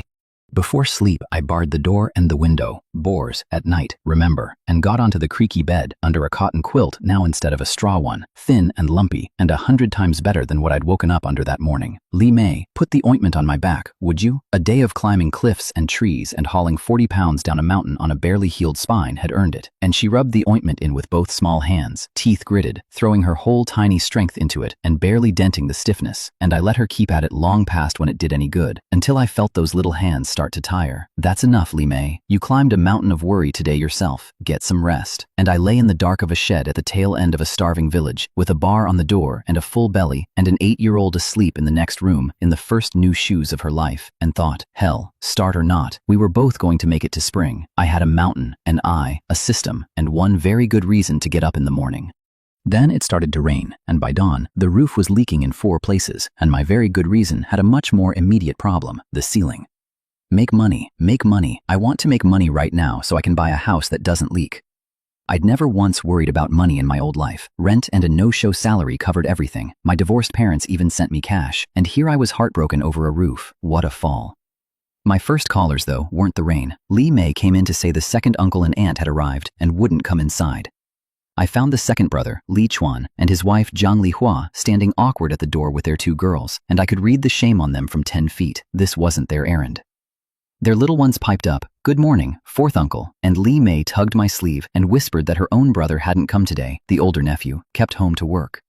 So I turned to the 2 girls, 11-year-old 𝐂𝐫𝐲𝐻 and 7-year-old Huaner, await a brother and bring a brother, the names you give daughters in a house praying for sons, and told 𝐂𝐫𝐲𝐻 to fetch the 2 boiled eggs she'd set aside, which she had set aside that morning, for her own brother, who hadn't come. Give them to her cousins instead, I said, and she ran off on her short legs to do it without a blink. Fourth brother, no, it's too dear. The second brother waved his hands, and Zhang Lihua too, because a wild egg was a coin, real money. But I watched the 2 girls stare at those eggs like they were the moon, and I pressed them in. Little Huaner cracked first, snatched hers, didn't even peel it, bit straight through the shell and chewed with her eyes squeezed shut in bliss. Her big sister 𝐂𝐫𝐲𝐻 stood frozen with wanting, throat bobbing at the crunching sound, eyes flicking to her parents for permission she was too well trained to take, until her mother sighed her into it. Thank you, fourth uncle, clutching it like it might be stolen back, licking every crumb off her fingers. I know why they'd really come, of course. The whole family, out in the open like that, was the main house's doing. Your parents sent you, I said, and the shame deepened, and Zhang Lihua got it out. Word had gone round the mountain that morning that I'd found a roe deer, and the old lady had dispatched the whole second family to come collect a share. I could have made them beg for it, but this was the woman who'd slipped 100 coins of medicine to a written-off cripple behind the parents' backs, and these were 2 little girls eating a stolen egg like it was fortune itself. So I sent them home with meat, and no lecture, because a man settles debts in the right direction. On the road back, little Huaner chirped that uncle's house smelled of meat, and let's come back tomorrow, and got warned that if grandmother caught her eating at the fourth uncle's, her legs came off. And the second brother looked back at the tail of the village and said, "Lo, my brother, my sister-in-law, they did all this for him," because the dead eldest brother's orphan was running around in new cloth shoes, and their own 2 girls weren't, and even alive, that eldest brother's kids had never worn anything new. The famine makes even love keep a ledger. Then I checked the system, and it had gotten generous. Rabbit warren, south face of Shenfeng Mountain, flooded out. A rabbit half drowned, dying. Before 10:45. Southwest face, a pheasant tangled in vines, before 5. North slope, a mushroom patch, 1 incense stick's worth of picking. Around 1. 3 quests. Yesterday 1, today 3. Was yesterday just the new player gift pack? No idea what kind of system I'd been handed. The Hawkeye still said level 1. No experience bar in sight, but a level 1 implies a level 2. And if the eye maxed out into 1,000-mile sight, I'd take it, slow grind or not. Meanwhile, 3 free tips a day on where the mountain keeps its food. In a famine, that's not a superpower. That's the only power that matters. But before the mountain, 1 more visit. Because a modern man with an eagle eye still doesn't know the first thing about actually hunting, and there was exactly 1 teacher in the village. The wolf hunter. Li Jian. The one the gossips said was dying. His little boy answered the gate with a string of wolf fangs round his neck, each one longer than a lighter, thick as my finger at the base, and bragged they were off the wolf his dad killed. A single bite from a mouth wearing those would open a man like a letter. Your dad's really something, I told him, and meant it, and thought what a waste it was, because inside, past a mother with wet eyes and a young wife with a worn-out smile, in a room thick with the smell of medicine, lay the #1 hunter of Li family village, and 1 look at him told the whole story. Spent, coughing through a throat full of something wrong, voice breaking up, resentment and grief bleeding through every word. Li Wei, what brings you? Your life's harder than ours. You bring food at a time like this, must be something you want. Sharp, even dying, I gave him the truth. How much do hunters pay in tax a year? Gone up to 3 taels, he rasped. 3 taels, and only the head tax ever holds steady. Everything else only ever climbs, year over year, if you watch it long enough. You mean to go hunting, he said, and I didn't deny it, and he tried to warn me off it the way a man warns you off the thing that's killing him. Hard for a beginner with no teacher. 3 days empty is normal, 10 days, half a month. Hunters don't get good ends. We're the hunters, but aren't we the prey too? And I watched something break behind his eyes while he said it, because he was looking at his own family, an old mother, a wife, 2 small kids, a 15-year-old eldest son who could not possibly carry them, and doing the math of his own death. Then he threw off his blanket. I jumped. Brother Li Jian, what are you doing? But he waved me off, dragged a locked trunk from under the bed, and opened it. Kept the bow locked up so my boy wouldn't take it up the mountain and die like his father's about to. And he lifted out an ox-horn bow and touched it like a lover. This'll drop a boar through the hide. Here, string it, draw it. Let me see if you've got the hand for it. I was thrilled. A test meant he was willing to teach. Then I spent 4 or 5 tries just getting the string on, drew it, and, well, I fled that house in disgrace for the 3rd time in 2 days, because whatever talent an ox-horn bow requires, this body did not have a scrap of it, and Li Jian's patient corrections had all led to one conclusion: hopeless. But the real drama happened after I left, and I only pieced it together later, and it's the thing about this place I want you to understand, because the second I was gone, the hunter's family fell to arguing over me like wolves over a carcass, and the terrible part is, they weren't wrong to. The wife wanted to sell me lessons for grain, send the 15-year-old, 𝐂𝐽 to teach me around mealtimes, earn an extra bowl. The old mother did the sums out loud, found a roe deer, took an iron pot and knives off the main house, feeds meat to his niece. That one's not starving. That one could be squeezed for 3 taels of silver if the family sold everything it owned. 3 taels that might carry an old woman, a widow, and 4 children through to spring. And they weren't villains, they were drowning, and I was a plank floating past. Li Jian said no. Coughing blood into his hand, dying, he said no. He's pitiful enough. We don't push him to his death. Look how his own parents treat him. How much grain could he even have? Teach him to hunt and take his food and his knives and leave him with nothing? Prey on a man with no children to avenge him. That's not how you bully someone. And his wife's voice cracked open. Husband, what about us? A house full of orphans and a widow. What are we supposed to do? And he coughed until blood ran, and she went white and begged him not to scare her, and he lay there and could not answer her because there was no answer. Too little land starves you. Too much land kills you working it. Their 1 pillar was falling, and there was nothing underneath. He offered to sell the bow, 2, 3 taels, and quit hunting and buy a few mu of land. His wife refused. 𝐂𝐽 needs that bow. The family needs that bow. And who's going to work all that land? A 15-year-old? We're not the Li main house, blessed with sons and an ox and a scholar and 2 old people healthier than their own children. We lost 1 pillar to corvée, and now we're losing another to the mountain, and the jealousy in her at that moment, at a cruel family that had every blessing and threw its own children away like trash, was its own kind of grief. And the old mother stood in the door and wept, and made the case that broke him.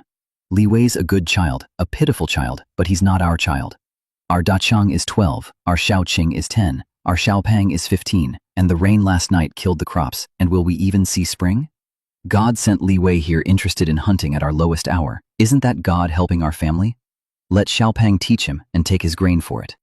His orphaned niece isn't worth as much as our children. Even the child's own parents and grandparents didn't want her. And the #1 hunter of Lee family village closed his eyes a long time and said, "Horse, I won't allow it," because he wanted to leave his family a little good karma before he died, and because a village this poor survives only on its few unbroken rules, and the day the dying man breaks them is the day he's finished. Today I'd be eating another man's spoils. Then I can't blame the next man for eating mine. And was it God who sent Lee Wei to be their salvation? Or God sending a test to see what a good family does to a helpless one when it's starving? They'd all been schooled, hadn't they? Being lettered doesn't make you stupid. It just makes you better at justifying the thing you already want to do. I walked out of that house not knowing any of it yet, thinking only that I'd found a hopeless beau and a dying man. And the thing I'd learned soon enough was the real lesson of this whole cursed county. The cruelty that threw me out wasn't a monster in a story. It was just people doing sums in the dark with empty stomachs.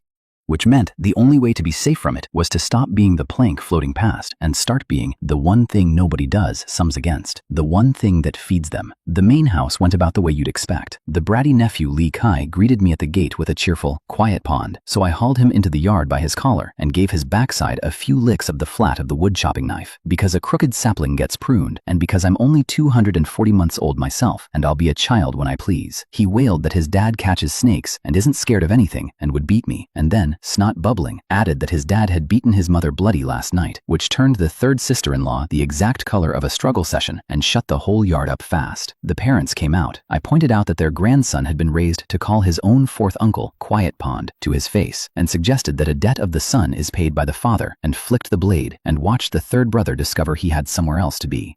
Then the second act of the shakedown, which I'll keep short because it rhymed with the first. Mother Lee, sweet as poisoned honey now, asked me to spare the golden boy some meat for his studies. "Sure," I said, and put a fist into his unhealed cheek, because with me gone from the house, I had no eyes on these two old snakes, and a fifth son who flinched every time I looked at him was the only leash I had on them. The parents nearly died on the spot.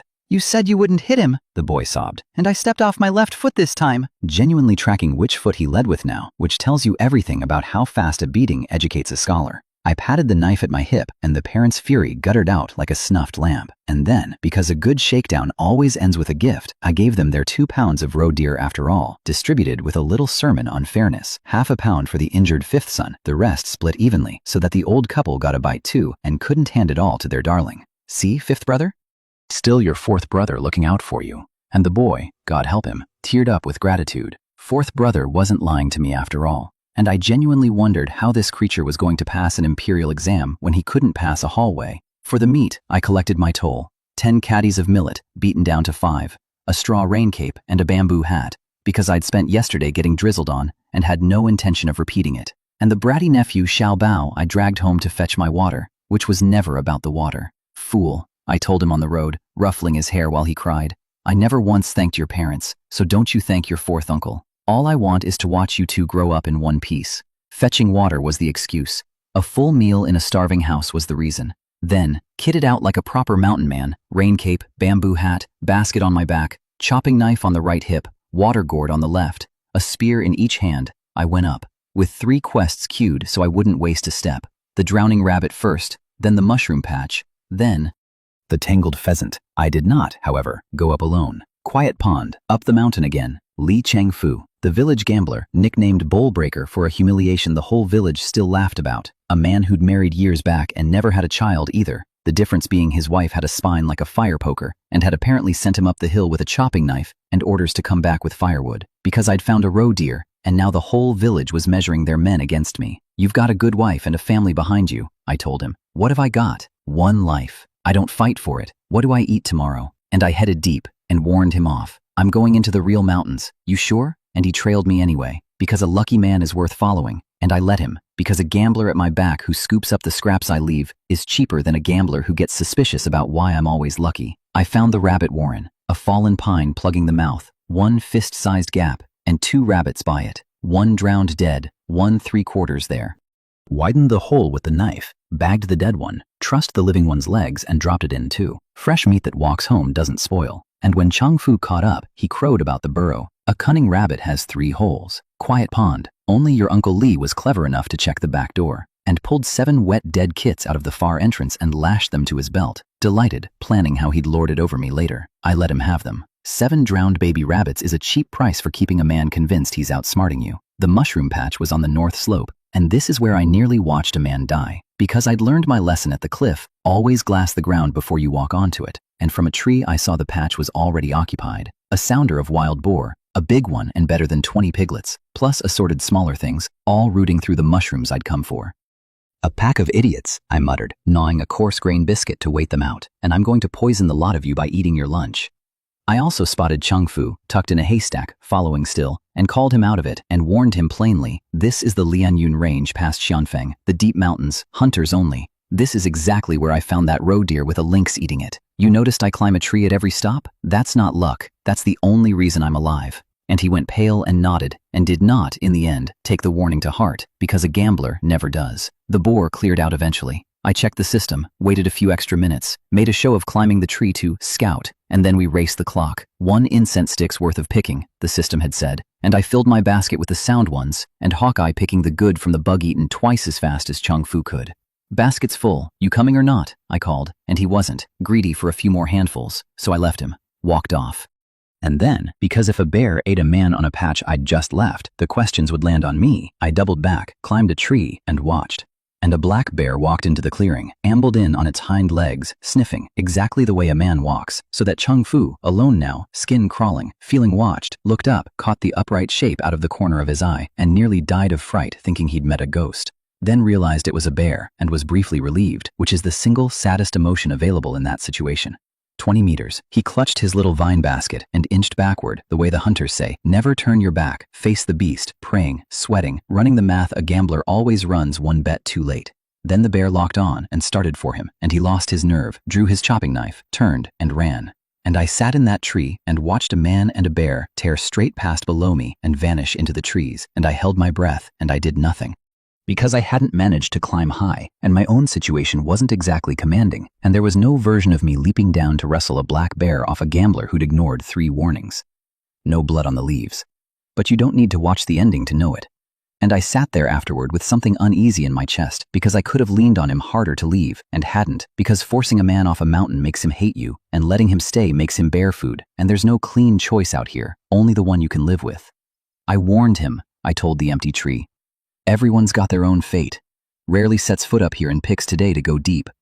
I gave it 10 minutes, saw no danger, and climbed down and went to collect my pheasant, because the mountain doesn't stop for the dead, and neither, out here, can you. The rest of the haul came easy. A persimmon tree heavy with fruit, I ate 2 straight off the branch, sweet and silky enough to embarrass the ones I used to buy in another life, and wove a little rattan basket for 8 of them to carry home for the kids, since my baskets were already crushed full of better money. And the pheasant trussed in vines like a fat dumpling, a good 3-pounder, clucking itself half to death when it saw me. Easy, easy. I mean you the worst possible harm. Don't scare yourself to death before I get you home. Because pheasant stewed with mushrooms is a marriage made in heaven, and I've been thinking about it since the system first named them both that morning. 2 rabbits at my hip, a pheasant, a gourd, a bundle of firewood, persimmons, spears, hat, cape, and a full basket. I came down that mountain looking like a one-man supply caravan, and thinking that a cripple who was supposed to be dead by spring was, so far, eating better than the landlord. What I didn't know, what I couldn't have known, up a tree watching a bear, was that while I hunted the mountain, something was hunting my niece. It started with the bratty nephew crying under a tree. 𝐂𝐞𝐢𝐧𝐜𝐚𝐫𝐧𝐼 had had a banner day, beaten by me at dawn, then by his mother, then by his father, 3 thrashings before noon, and he was sulking at a tree trunk, baring his teeth at it, sniffling that all anyone did was hit a child just for saying, "Quiet pond. What's so great about 4th uncle anyway?" And a gentle voice said, "Xiaokai," a man in a padded coat, dignified, kind-faced. "Uncle Jin, he Jin." And the boy's face lit up, because Uncle Jin brought candy. He always brought candy. He held out a paper twist of maltose, and pulled it back the instant the boy reached.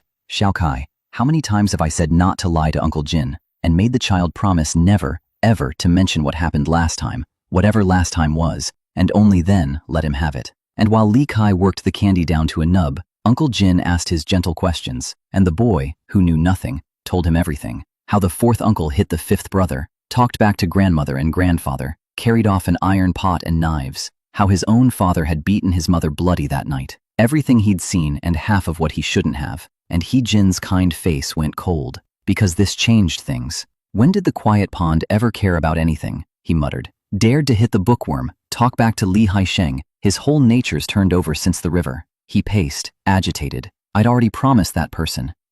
And now, this goes wrong. That person had high standards, didn't bother with ordinary stock, and there was no suitable candidate left in this village but one. His gaze slid, slow, to the fact he'd been circling. That little girl should barely meet his standards. Other villages were too conspicuous, too risky.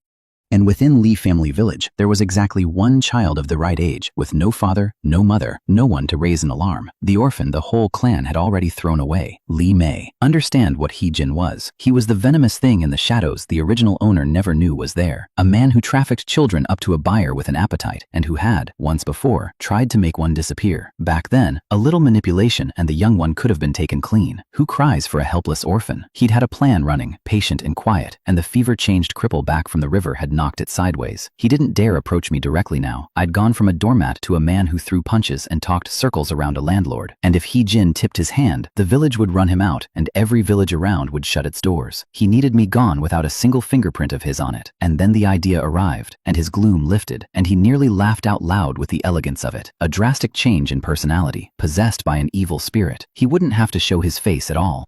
Let the rumor do it. A man who wakes from a fever a stranger, cruel where he was meek, is not a recovered man in a superstitious county. He's a body a demon crawled into. And a village that decides a demon lives at its tail end doesn't file a complaint, it comes with torches. In the end, I'd be burned out or driven off, and a burned out man's orphaned niece is a loose thing lying in the road, free for the taking. So he knelt to the boy licking his sticky fingers and planted the seed with a craftsman's patience. 𝐂𝐽, Uncle Jin thinks your fourth uncle changed. That's why he hits you now. Think, why didn't he hit you before? But here the plan hit a snag shaped like a 6-year-old, because the boy scowled and said, with total certainty, fourth uncle didn't change, he just grew up. I want to grow up too, so I can catch the strongest snake. 𝐂𝐽in's smile froze on his face. He tried again, and again. Your fourth uncle was possessed, that's why. Really? Said the boy, delighted. Then where did my fourth uncle go? And it took a long, sweating while before the child would parrot the word demon back at all.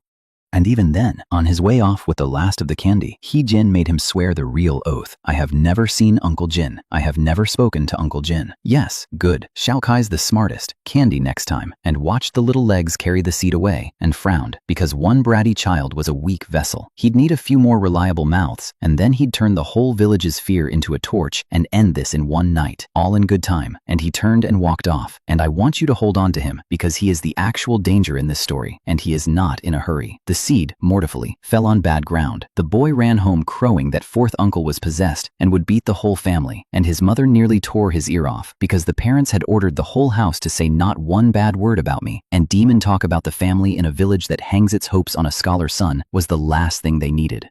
He tried the fifth brother next, whispering his secret, and the golden boy clapped a hand over his mouth, because last time you wanted to eat fish, and I sent the fourth uncle to catch it, and he fell in the river, and I got beaten, so shut up. Then, touching his swollen cheek, the scholar delivered the single wisest thing anyone in that family said all week. We're upright men, we don't get bullied by evil spirits. And your fourth uncle means well, understand him. Beaten stupid, and somehow the only one who landed near the truth. But a rumor doesn't need good ground, it just needs children. Because the seed had another route, and it ran straight at the one person who'd defend me to the death, which is to say, straight at an 8-year-old in new cloth shoes. While I was up the mountain, Lee May was holding court at the tail of the village with her friends, and I'd have paid good coin to watch it. 2 little boys, 𝐂𝐽u and 𝐶𝑎nbao, staring at the maltose in her hand like it was the moon. She'd broken off pieces to share, and the pale one, 𝐂𝐽u, was defending his honor. Humph. I had wild vegetable porridge this morning, and it was delicious too, while his eyes never once left the candy. I used to eat wild vegetable porridge, Lee May said, with the serene cruelty of the recently well-fed, but I don't anymore. It's not tasty. And when they gaped, she counted her riches off on her fingers. Roe deer corn porridge and a fried wild egg for breakfast, crispy, smooth, chewy, and meat porridge for lunch, which her fourth uncle made. You still have lunch? The boys breathed. Won't you go broke eating like that? My mom says I eat too much and I'll ruin the family. I said the same thing to my fourth uncle, Lee May admitted, troubled. But he said we only eat 3 meals a day now because things are bad. And when they get better, we'll eat lots more. Breakfast, lunch, afternoon tea, dinner, and midnight snacks. This produced a summit-level theological debate. What's afternoon tea? Is it eating tea leaves? Tea's more than millet a pound. And after grave deliberation, the assembled scholars of the Tail Village concluded, with total confidence, that midnight snack must mean wild vegetable leaves, and Lee May agreed completely, because her fourth uncle said it, so it must be true. I have run companies in another life, and I have never heard a board reach a decision with more conviction. And then 𝐂𝐈, backing up a step, dropped it. 𝐿i Xiaomao says your fourth uncle's possessed by an evil spirit and likes to beat people. Sanbao gasped and edged away too. 𝐿i's whole face changed. 𝐂𝐈, that's a lie. My fourth uncle did not. Xiaomao is lying to you. Sanbao, you believe Xiaomao over me? And Sanbao, caught between his friend and his fear, looked down at the candy in his hand, the candy she'd given him, and it decided him. He straightened his little back, walked over, and planted himself at 𝐿i's side, facing 𝐂𝐈. Sister 𝐿i, I believe you. But Zhao Mao said, Zhao Mao's lying. 𝐿i snapped, with a sarcasm 8 years shouldn't own. You believe him and not me. And if you don't trust Sister 𝐿i, Sanbao added, baring his teeth as fierce as a boy missing them can manage, I'm never talking to you again. Two small, furious faces, and 𝐂𝐈 folded like wet paper. I believe you. That's more like it. And 𝐿i, victorious, bit off a piece of candy and handed him the rest. And 𝐂𝐈 crammed it in his mouth and grinned ear to ear. So sweet. And just like that, the three of them were laughing again at the tail end of the village. The whole demon trial dismissed on a bribe of maltose. She won that round. She won it with candy and loyalty and a glare, and she'll never know how much bigger the game was, or who was really playing it, or that the man behind Zhao Mao behind 𝐂𝐈 was already deciding she'd barely meet his standards. That's the thing about a snake like 𝐸-𝐺IN. He doesn't lose to a fierce 8-year-old. He just notes which children can be turned with sugar, and files it, and waits. I came down the mountain near 3:30, caravan-laden and pleased with myself, to a home where 𝐿i hadn't come back from playing yet, and no idea at all that the day's real business hadn't been the bear on the north slope. It had been a paper twist of candy under a tree, and a kind-faced man deciding that the cleanest way to steal a little girl was to convince a whole village that her uncle was a demon. I'd walked into a story with a monster in it, and I still thought my biggest problem was the roof. I found out fast enough.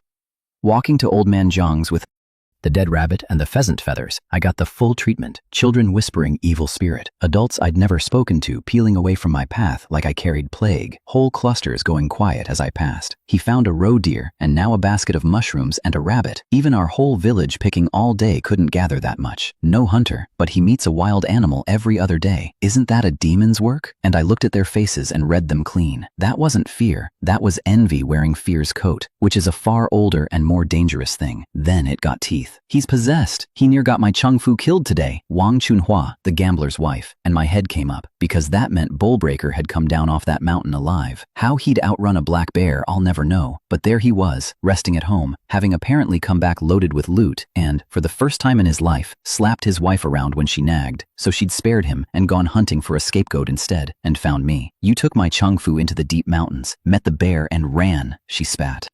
Trying to kill him? Did Bullbreaker tell you that? Then bring him out, face to face. He's resting. Resting. I let the word sit. She had scraps of a story and a grudge and no witness, and I had the truth and no fear, and the crowd could see which of us was sweating. You dare come at me when I've not even come at you. For your father's sake, Elder Wang's daughter, I'll leave it today. But when Bullbreaker's back on his feet, he and I are going to have a very clear conversation. And I walked off, and left the whole crowd murmuring that there was more here than met the eye, which there was. Just not the more they thought. Old Man Zhang at least greeted me like Christmas, because I was the best thing to happen to his ledger all season. I'll spare you the full haggle. The man could find a flaw in the sunrise, but the short of it, rabbit meat, pheasant tail feathers for arrow fletching, and a basket of mushrooms, 5 kinds, the matsutake alone at 31 coins a pound, all of it totting up to 695 coins. In a village where a strong man's whole day of labor cashes out at a fraction of a single coin, I'd turned one morning on the mountain into most of a year's wages. I bought back what the haul required: pig brain to tan the rabbit skin, coarse salt, soy sauce, chilies, a medicine to these people, boil it and sweat out a cold, a little white rice at a robber's 40 coins a pound, and I made the old bandit teach me to skin the rabbit once, which he did while wincing at how much meat this beginner left clinging to the hide. I already paid you for that, boy. You're carving it back off me. But the real haul that day wasn't in the basket. It was in my skull the next morning when the system paid out. Soapberry tree, 56 years old, southwest face. A lynx lurks on the southeast face, a chance to kill it with a bow. Congratulations, beginner archer experience acquired. And a lifetime of archery I'd never lived poured into my hands at once, and I about fell over. Holy, the golden legend. There it was, the thing every transmigrator waits for. When 𝐿i looked up from her sweeping to ask what a golden legend was, I was too high on it to explain, and told her it meant a handful of grass, which she accepted with total faith because her fourth uncle said it. But I understood exactly what I'd been handed. No more humiliating myself on Li Jian's oxhorn bow. The skill was just in me now.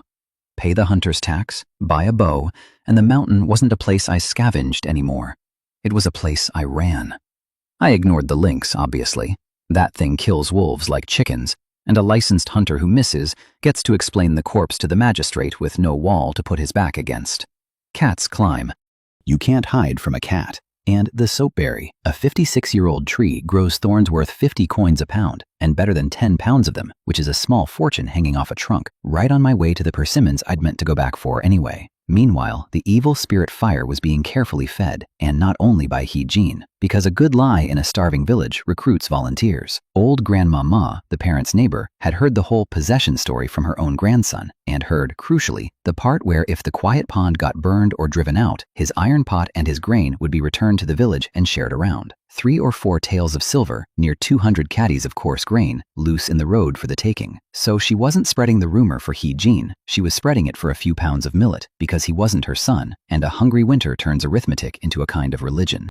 She came to the main house, sniffing the meat smell off the nephew's lips, needled the parents about their beaten scholar and the demon at the tail of the village, and handed them a plan wrapped as concern. Send the 5th son off to the school where I couldn't reach him, and tomorrow go to the village and get the possession made official. And then, she didn't have to say, the demon's goods come home to roost. The parents loved it, and the person who paid for it, as always, was the child in the middle. Because the nephew, Xiao Bao, had come to my house for breakfast again, pheasant noodles this time, made by Li Mei, and gone home with oil on his lips, and Grandma Ma's jealous eyes caught it, and needled until the boy admitted he'd told me about the burn him alive talk. And old Li snatched the carry pole off the boy's own shoulder and drove it into the back of his knee, and put him down hard on the floor, and beat him across the back and backside, while the old woman watched and smiled. The whole village's ambient cruelty, distilled into one man beating a grandson for the crime of warning his uncle.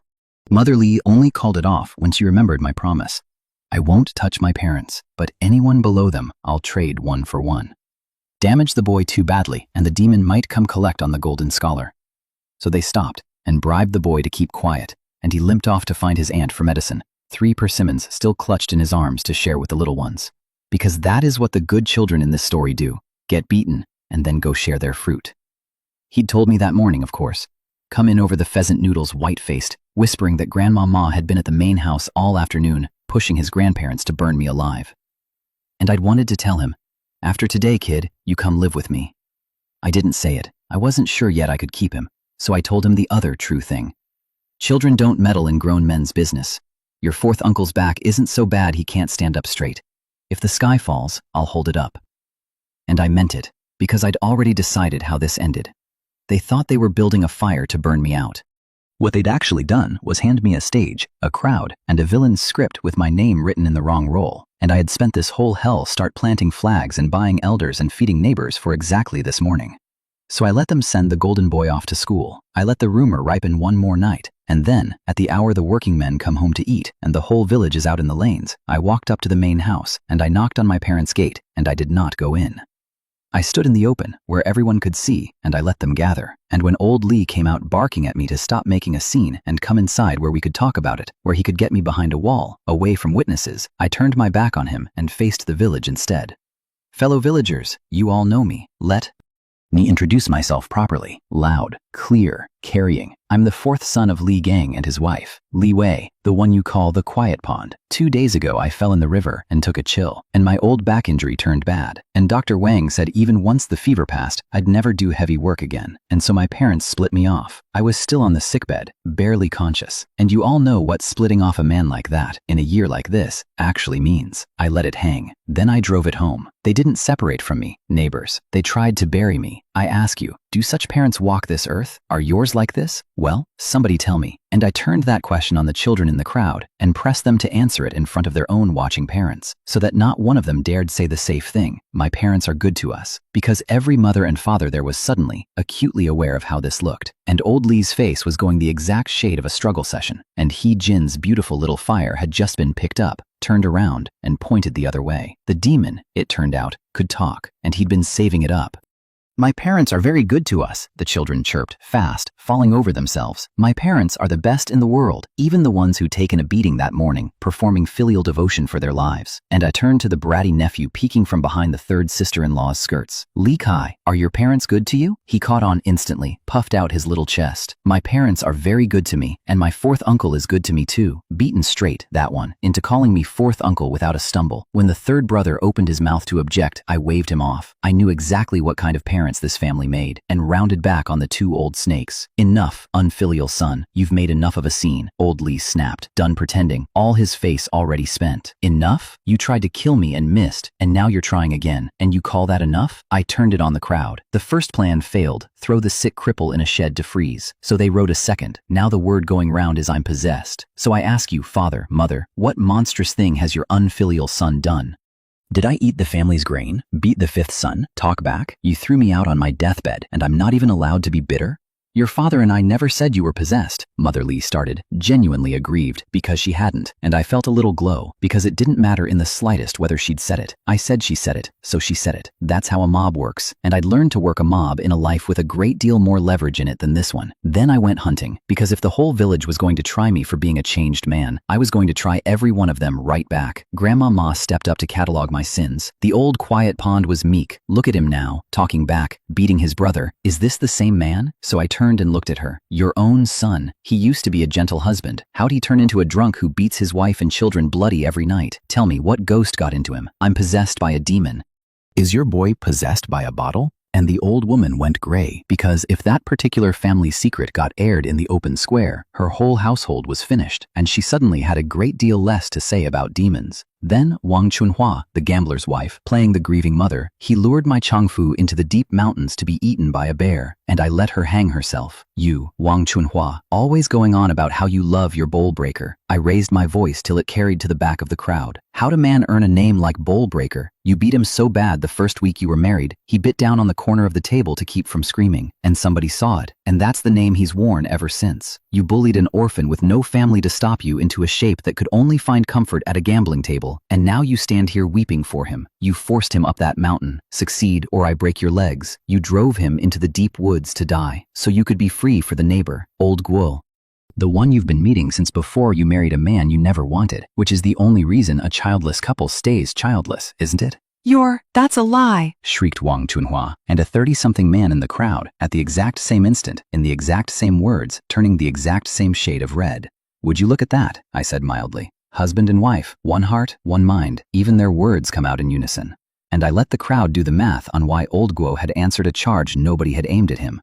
Was any of it true? Some of it. The rest I made up on the spot, and it didn't matter, because that's the whole trick of a mob. Say a thing in front of enough frightened people, and it doesn't need to be true, it just needs to be said. They'd tried to burn me on exactly that, and I'd simply learned the recipe faster than they had. 2 accusers detonated, and the rest of the 20 or 30 who'd chimed in went very quiet, because everyone had just watched what happened to the people who spoke. That's when the village chief arrived with the 3 elders, shouting the crowd down, and Wang Chunhua ran to him. Everyone knows what Quiet Pond used to be. Now he's completely changed. What else could it be but a demon? Until her own father, Elder Wang, snapped at her to shut her mouth and get home, which told the whole square exactly how much water her story held. And I turned to the chief and the elders and the crowd and said, calm as still water. Fine, I'm possessed, but by their own testimony, so is half this village. So drive us all out, or burn us all. I'm used to it. Thrown out of my house 3 days ago, thrown out of the village today. What's the difference? Light the fire, Uncle Chief.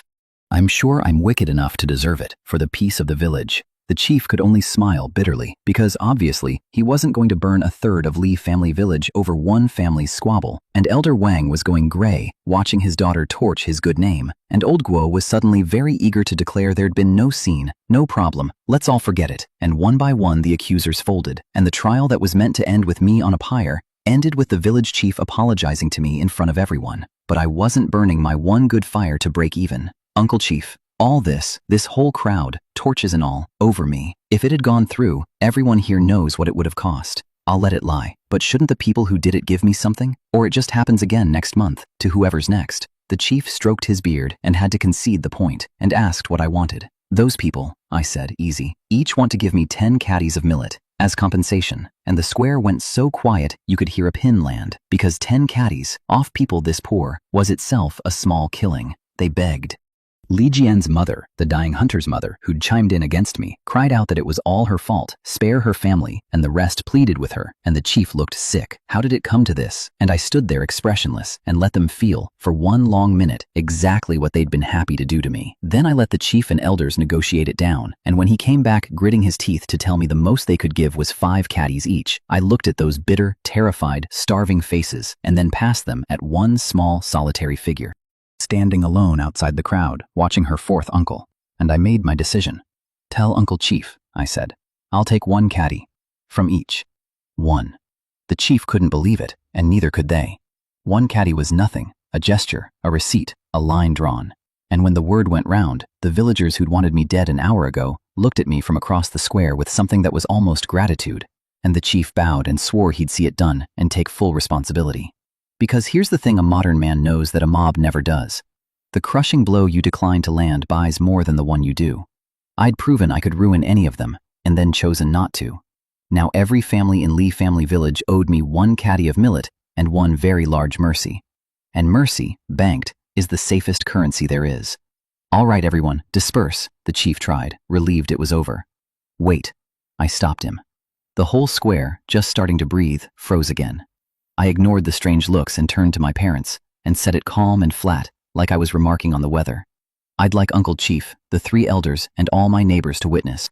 I want to formally sever ties with my family." The yard broke open. A son, forcing his own parents to cut him off. Nobody there had heard of such a thing. Old Lee went white, then red, roaring refusal. Because whether it went through or not, Lee Gang and his wife had already, in that one sentence, lost every scrap of face they had left in front of the entire village. Which was the point. The trial was never the target. This was. Because I'd walked into that square knowing they'd never give a written-off cripple anything out of kindness. But a family this obsessed with the Golden Boy's reputation, cornered in public with a scholar's exam chances on the line, would trade land to make the shame stop. So I pushed. I couldn't inherit as a 4th son? Fine. My dead eldest brother's boy, 𝐂𝐫𝐢𝐳, was the eldest grandson, and I was raising him. So by the old rules, maybe I could stake a claim to the whole estate and the duty of tending my parents in their old age. Did the 2nd and 3rd sons want to fight me for that honor? They shook their heads so fast their necks nearly came off.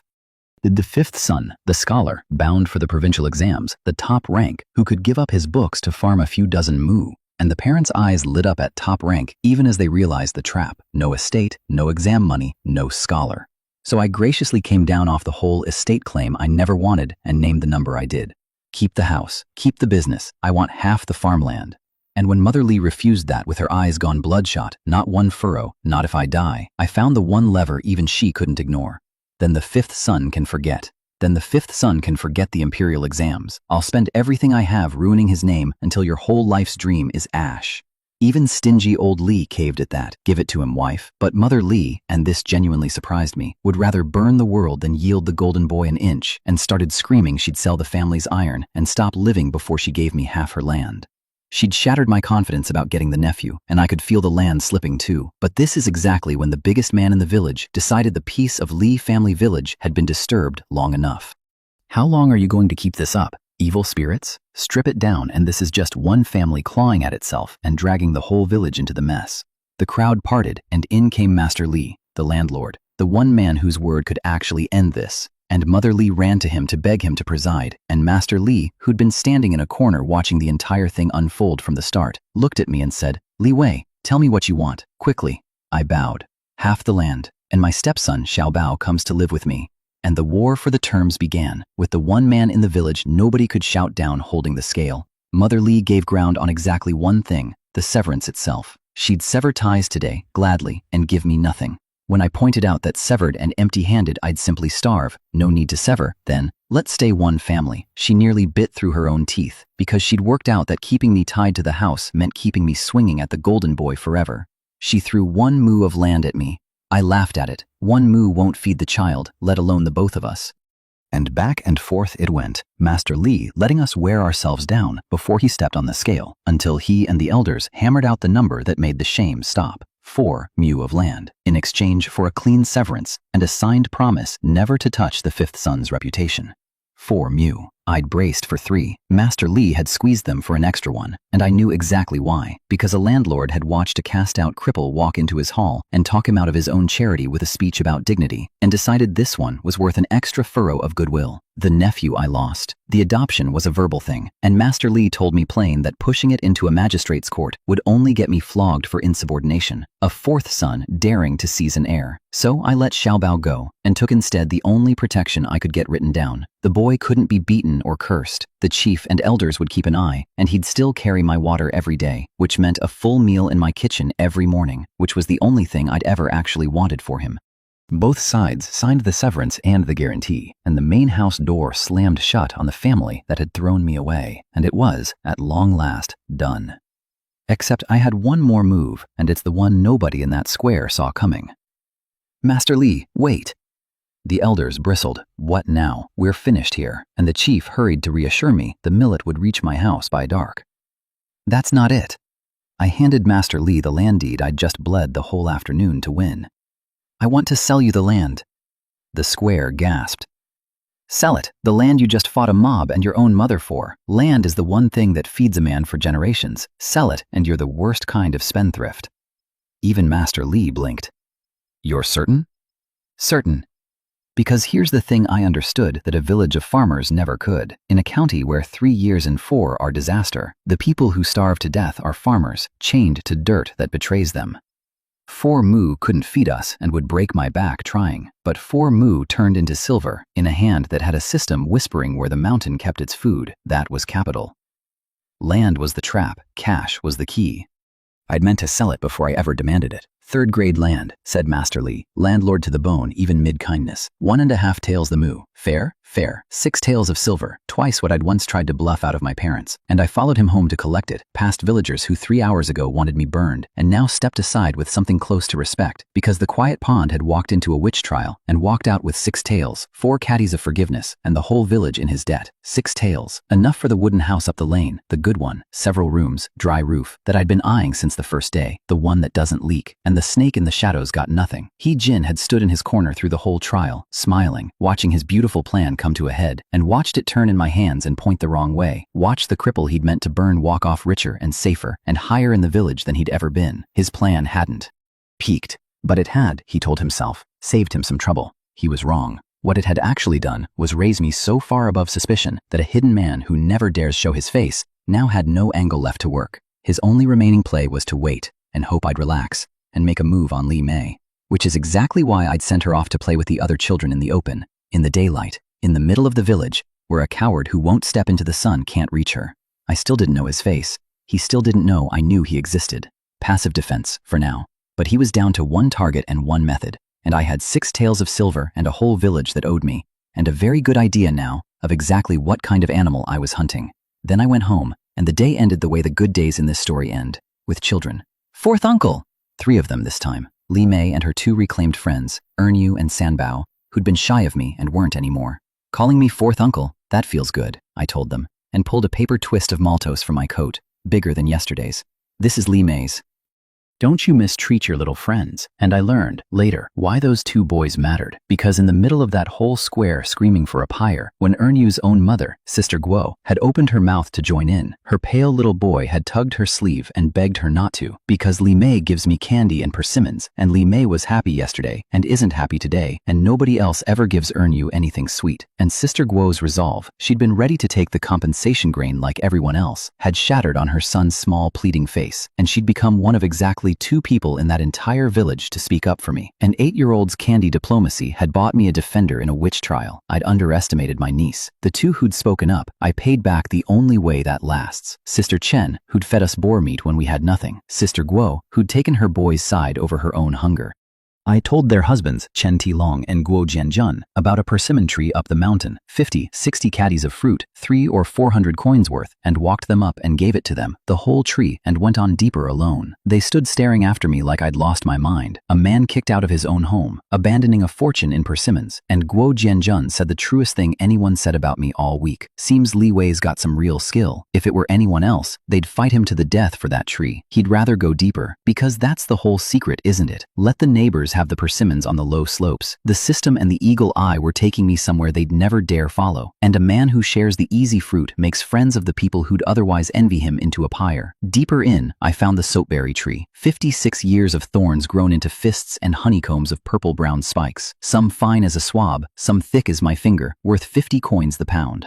I cut them off the trunk from the base up, hour after hour, gnawing a cold biscuit at noon. My hands pricked bloody past counting until they hung weak at my sides. And by 3, I had a sack of the things, light but murderous, poking through the burlap like I was hauling a 30-pound hedgehog. So I wove a tube mat of thick vine to sheath it, thumped it onto my back, and marched down pleased with myself, because a retired man who once did nothing but lie on a balcony with a tea set had, in 3 days, learned to skin a rabbit, tan a hide, weave a thorn-proof pack, and turn a witch trial into 6 taels of silver. Home, I peeled the soap pods that had come off the tree, a purse of oval beans that boil into soap. No more buying it. We'd wash hands and hair and clothes for free, and 𝐓𝐴 dragged a stool over to help without being asked, peeling beside me, and told me Auntie Chen had dropped off persimmons and mushrooms, and that the chief had already sent 27 caddies of millet, delivered before dark exactly as promised. 27 caddies of forgiveness, off a village that had wanted me dead at noon. I told her to eat a persimmon, save some for her brother, and let her keep peeling beans even though her hands would ache, because I'd finally learned that letting the child help was its own kind of feeding her. That night I killed the live rabbit at last and made it into a spicy braise, stir-fried roe deer with mushrooms, threw in the enoki Sister Chen had sent, and 𝐓𝐴 sat there gnawing the rabbit's head, with oil to her ears, announcing that she hadn't known rabbits were this delicious. She'd eaten rabbit before, she informed me. 1 piece, once, but not like this. My 4th uncle's spicy rabbit made her warm all the way through. Which, sure, a single one of my dishes burned through more oil than a village family sees in a fortnight, plus scallion, ginger, chili, soy sauce, a splash of chicken stock. It had better taste good. But the thing I kept watching wasn't the rabbit, it was the child eating it. Because 4 days in, 𝐓𝐴 was changing in front of me, and it wasn't only her cheeks filling out from hollow to round, it was the way she'd stopped rationing. That first morning, she'd swirled a scrap of boar meat 7 times and saved it rather than eat it. Now she gnawed a whole rabbit head without a flicker of guilt, and then, every time, caught herself and asked in that small, careful voice whether we'd be struck by lightning for eating like this, whether the family would go broke, whether she was allowed. 8 years of being taught that a full stomach is a debt heaven collects on, unlearning itself 1 meal at a time, and fighting the unlearning the whole way. I'd told her the rule, 3 meals now because things are bad, and more when things are good, afternoon tea and midnight snacks and all of it, and she'd taken it on faith and gone and preached it to the village children as gospel, because her 4th uncle said it, and her 4th uncle didn't lie to her. That's the thing I hadn't budgeted for when I woke up in this body cursing my luck. I'd been handed a system and a mountain and a hell start to climb out of. I hadn't been handed a reason. She was the reason. A skinny thing in a shirt 3 sizes too big, who'd tried to feed me earthworms because it was the only food she had, and who was, slowly, meal by meal, learning that she was allowed to be full. I finished tanning the rabbit skin before I slept, 1 down, 9 to go, for the fur coat I meant to have before the snow, and she padded over, half asleep, to work the ointment into my aching back with both small hands, gritting her teeth, throwing her whole nothing of a body into it, and barely denting the stiffness, and I let her keep at it long past any use, until the little hands tired, because letting her take care of me was the only currency she had, and I wasn't going to refuse it. And the next morning, the system stopped being cute about it. A one-eyed black bear roams the north slope, a chance to kill it, with a bow. A hog badger on the east side, spooked off its ground by the lynx, sleeping scared in a cave. Congratulations, 1 pound of white sugar. I passed on the bear, one-eyed or not, a bear's a bear, and I wasn't licensed to explain a corpse yet.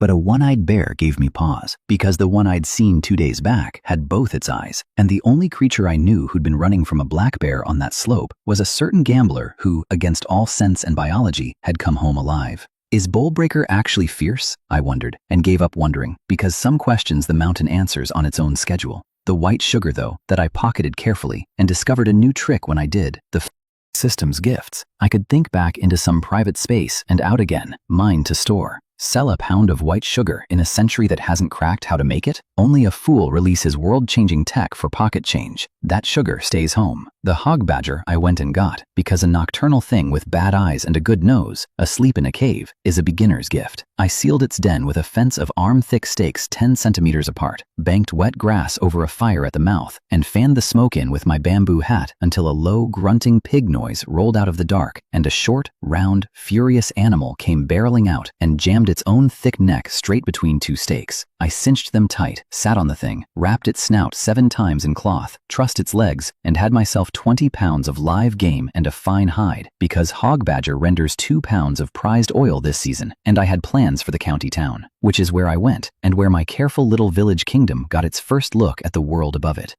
I rented Old Man Zhang's ox cart and rode in with a caravan of neighbors, including 𝐂𝐿 and Guo Jianjun, the 2 men whose families I'd made loyal with a persimmon tree, both hauling those very persimmons to market, both scratching their heads that they'd never have afforded the trip without the fruit I gave away. Their boys came too, because Li Mei was going, and where Li Mei went, Erniu and Sanbao followed. An hour of ox cart over ruts that punished Li Mei's small backside, I fed her a string of candied hawthorn to muffle the complaints, and she held it up to share with me, half a mouthful of sweetness offered back to the man who'd bought it, which is exactly the kind of thing that keeps undoing me. And there it was, Pingyang County Town, wanted posters at the gate, a wall gone soft with age, more people than Li Mei had seen in her life. The town taught me 2 things fast.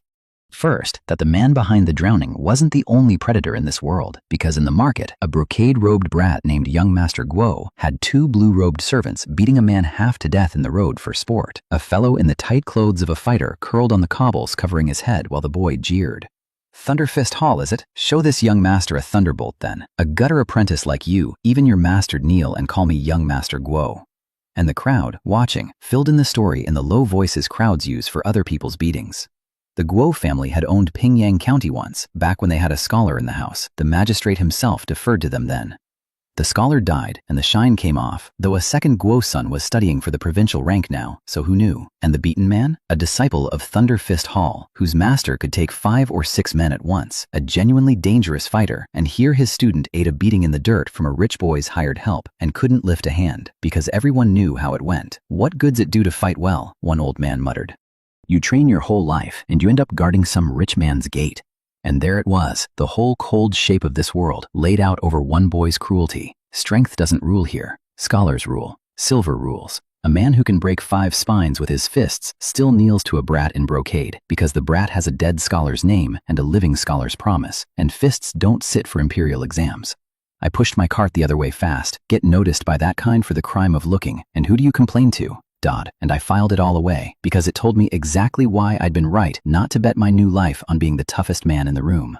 In this century, the toughest man in the room guards the door. The system in my skull and the silver in my coat were worth more than any fist, and the mountain didn't care whose son I was. Second, that I could turn a mountain into money if I could out-stubborn a city merchant. I hauled the soapberry thorns to a pharmacy where the shopkeeper's eyes went gold at the sight of them, and his mouth immediately went to 35 coins a pound. You picked them wrong, ruined the potency, the whole tired song of a man softening you up to steal. I told him I'd first-timer this and that, and turned to leave, and he chased it to 36, and I walked, and tried another shop that offered less, and came back to the first, because a good horse doesn't graze the same grass twice, but I'm not a horse, and a few sharp words don't bind me. "No one else will pay my price, will they?" he gloated. "Price it," I said, "and understand, too low and I carry these home and burn them for firewood. I've no interest in saving lives cheap." That did it, because the one thing a merchant can't stand is watching profit walk out to a cook fire, and we settled at 53 a pound, 26 pounds, 1,378 coins, a tael of silver, and the rest in copper. "Thank you, shopkeeper Su," I said, and meant it, because he'd made me rich and himself richer, which is the only honest kind of deal. The hog badger went to a brand new 3-story restaurant, the Tian Chang, for 800 coins, to a delighted owner who begged me for more of the same. And that's where the story reached up and touched something much larger than a village, because a stick fell off the 3rd-floor window and cracked me on the skull, and when I looked up cursing, there was a fair, delicate woman leaning out to apologize. "So sorry, young man, the window frame slipped. Please don't take it to heart." And something about her landed with a strange, prickling familiarity I couldn't place. I waved it off. A countryman doesn't pick fights with city gentry over a bruise. But after I'd gone, she took the stick back from her maid and murmured that there was still no news of the one they were hunting, and her maid, bowing, complained that they'd traveled to this miserable border town and opened a whole restaurant to hide their faces, all for a man who kept committing crimes and vanishing. "Our branch can't compare to the others," the woman said, tired, "but he's of the royal bloodline, and a man. With him, our fortunes change. A lost royal line." A hidden noble house running a restaurant as a mask, searching a frontier county for a scattered heir named 𝐂𝐫𝐢𝐻𝐈, the very brute who'd been beaten out of town for harassing women, while the man they wanted didn't even know what he was. I walked out of that street with a roast chicken, sent after me as a highborn lady's apology, and no idea I'd just brushed past a thread that ran all the way up to a throne. Some things the mountain answers later, some things the whole country does. Then the milestone I'd come for. I paid 2 coins to store the cart and took 𝐂𝐫𝐢𝐻 to the county office and registered a new household. Just a man and an orphaned niece. The severance letter raising the clerk's eyebrows, because a son who forces his own family to cast him off is a rare enough thing to make a board official look twice, and I paid 3,000 coins in hunter's tax and walked out holding a licensed hunter's token. No more scavenging what the lynx left. No more found carcasses and nervous stamps from the village chief. I could hunt now, in the open, by law, and with an archer's hands the system had poured into me, and an eagle's eye, and 3 tips a day on where the mountain kept its life. That token was worth a great deal more than 3,000 coins. We ate like royalty at a street stall: mutton offal soup, iron pot meat patties, tea eggs, 𝐂𝐫𝐢𝐻 with her cheeks going round for the first time in her life, while I told her to wipe her drool before she embarrassed us both. And I wrapped extra for the nephew's breakfast, and bought 2 cotton-padded coats, adult and child, and 5 pounds of new cotton quilt, and rice, and shoes, and socks, because we were, all told, 7 or 8 taels of silver rich, and I had never in either life been so wealthy. And there was a child who'd spent 8 years in straw sandals watching me pay for it all, and whispering that she'd wear my cast-offs. She didn't need new. It's all right, I told her, and patted her head. 4th uncle has money now. I did the sums on the ride home, of course, because a retired man never fully retires from arithmetic. After the great spending spree, I was down to 2 taels and 500 coins, and the good wooden house up the lane, the dry-roofed one I'd been dreaming at, ran at least 20 taels. Still out of reach, still a leaking thatched roof for a while yet, but new coats, new quilts, full bellies, clean shoes. The life had changed even if the address hadn't, and the address was coming. And when I got home and swaggered back to the main house one more time, severed or not, I found 2 surprises. The golden boy was there, not at the school he'd supposedly fled to. He'd been hiding at the married 3rd sister's place to dodge me, because a scholar can't very well show up to class with his face still a swollen fruit. And the 3rd sister herself had come home out of season to mediate a reconciliation. I told her the same thing I'd told the whole square. The meek, groveling 𝐂𝐲𝐻, who spent his life trying to please this family, died the day they split it, and he died badly, and there's no reconciling with a corpse. Then I got down to business, because I'd seen the fresh welts on the nephew's back that morning, in flat violation of the signed guarantee. The parents swore the beating predated the severance. I pointed out that their only witnesses were a coached child, a doctor they'd consulted after we cut ties, and Grandma Ma, and when I sent the bratty nephew to fetch Grandma Ma to testify, she sent back word that it was a family matter, and she'd stay well out of it, which told everyone exactly how the wind had turned. So I threatened to drag the village chief into it, and the parents caved, and we haggled. I opened at 100 eggs to help the boy heal. They screamed that eggs weren't fish roe, and we settled at 20, which was 20 eggs I hadn't had that morning. And the 3rd sister, watching me win again, quietly went to her basket and handed me a pound of live river shrimp she'd brought, finger-long, delicious, dear as pork, for 𝐂𝐫𝐻. A small kindness from a sister the original owner had barely known, married off to the next village when he was 10. I sent 𝐂𝐫𝐻 back with roe deer and mushrooms in return, because a man settles those debts in the right direction too, even the surprising ones. Then, walking home, I greeted a neighbor, and this is the part that should put a chill down your spine, because it didn't put one down mine. "Brother Jin, didn't you go into the county town today?" He was playing kickball with his son in the yard, and he looked up and smiled, warm as sunlight. "Sky looked like rain, so I stayed. What are you up to, 𝐂𝐲𝐻?" And I told him, easy, and went on my way, grateful to him. Because the one halfway decent earthenware pot in my kitchen, the one 𝐂𝐲𝐻 had cooked our first wild green porridge in, had been a gift from 𝐻𝐻. In the whole village he was known as the kind Uncle Jin, the one who helps anyone in a bad spot, who works for some wealthy house in the county and, 3 months back, found Widow Wang's daughter a plum position as a maid in a rich family's household in town. Treatment so good the whole village envied it, and every mother with a daughter was quietly angling for him to pick hers next. "We don't need anyone right now," he'd tell them kindly, "but I'll let you know." And I walked past him with a friendly word and a grateful heart. This man who fed the village girls into a rich house in the county one at a time. This man who had marked my niece, and I did not know his face was the face, and he did not know I knew the hunter in the dark existed at all. And we smiled at each other over a boy's kickball and went our separate ways. Hold that picture. That's the whole horror of this place in one frame. The monster isn't a shadow in the woods.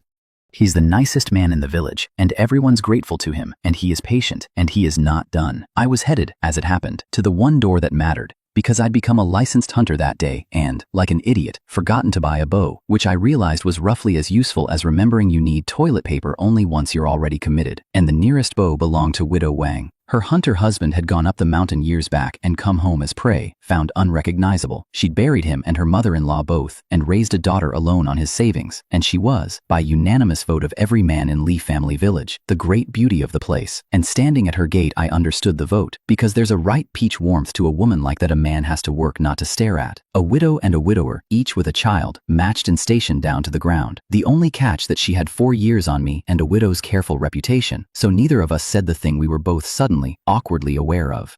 She wouldn't sell the bow. It was all she had left of him, and a one-time sale does a landless widow no good. But she'd rent it, 2 caddies of millet a month, a copper a day, fair. Her late husband's mulberry wood bow, far gentler than Li Jian's oxhorn monster, and this time, beginner archer humming in my hands. I strung it clean on the first try and drew it smooth, and it fit me like it had been waiting. She sold me 8 new bone-tipped arrows besides, 12 coins each, and lent me the quiver. For now, we'll talk about the rest later. And if there was a little more warmth than commerce in that, for now, well, I had a bow, and arrows, and a hunter's license, and I'd worry about the widow's dormant heart another day. And that night I sat in a kitchen I owned, in a village that owed me, next to a little girl in her first new shoes and her first new coat, a pound of live river shrimp swimming in a basin, and a rented bow in the corner, and thought about the man who'd woken 4 days ago on a plank bed with a wrecked back, a dead brother's orphan to raise, a jar of poison oil, and a family that had thrown him out to die on schedule. 4 days.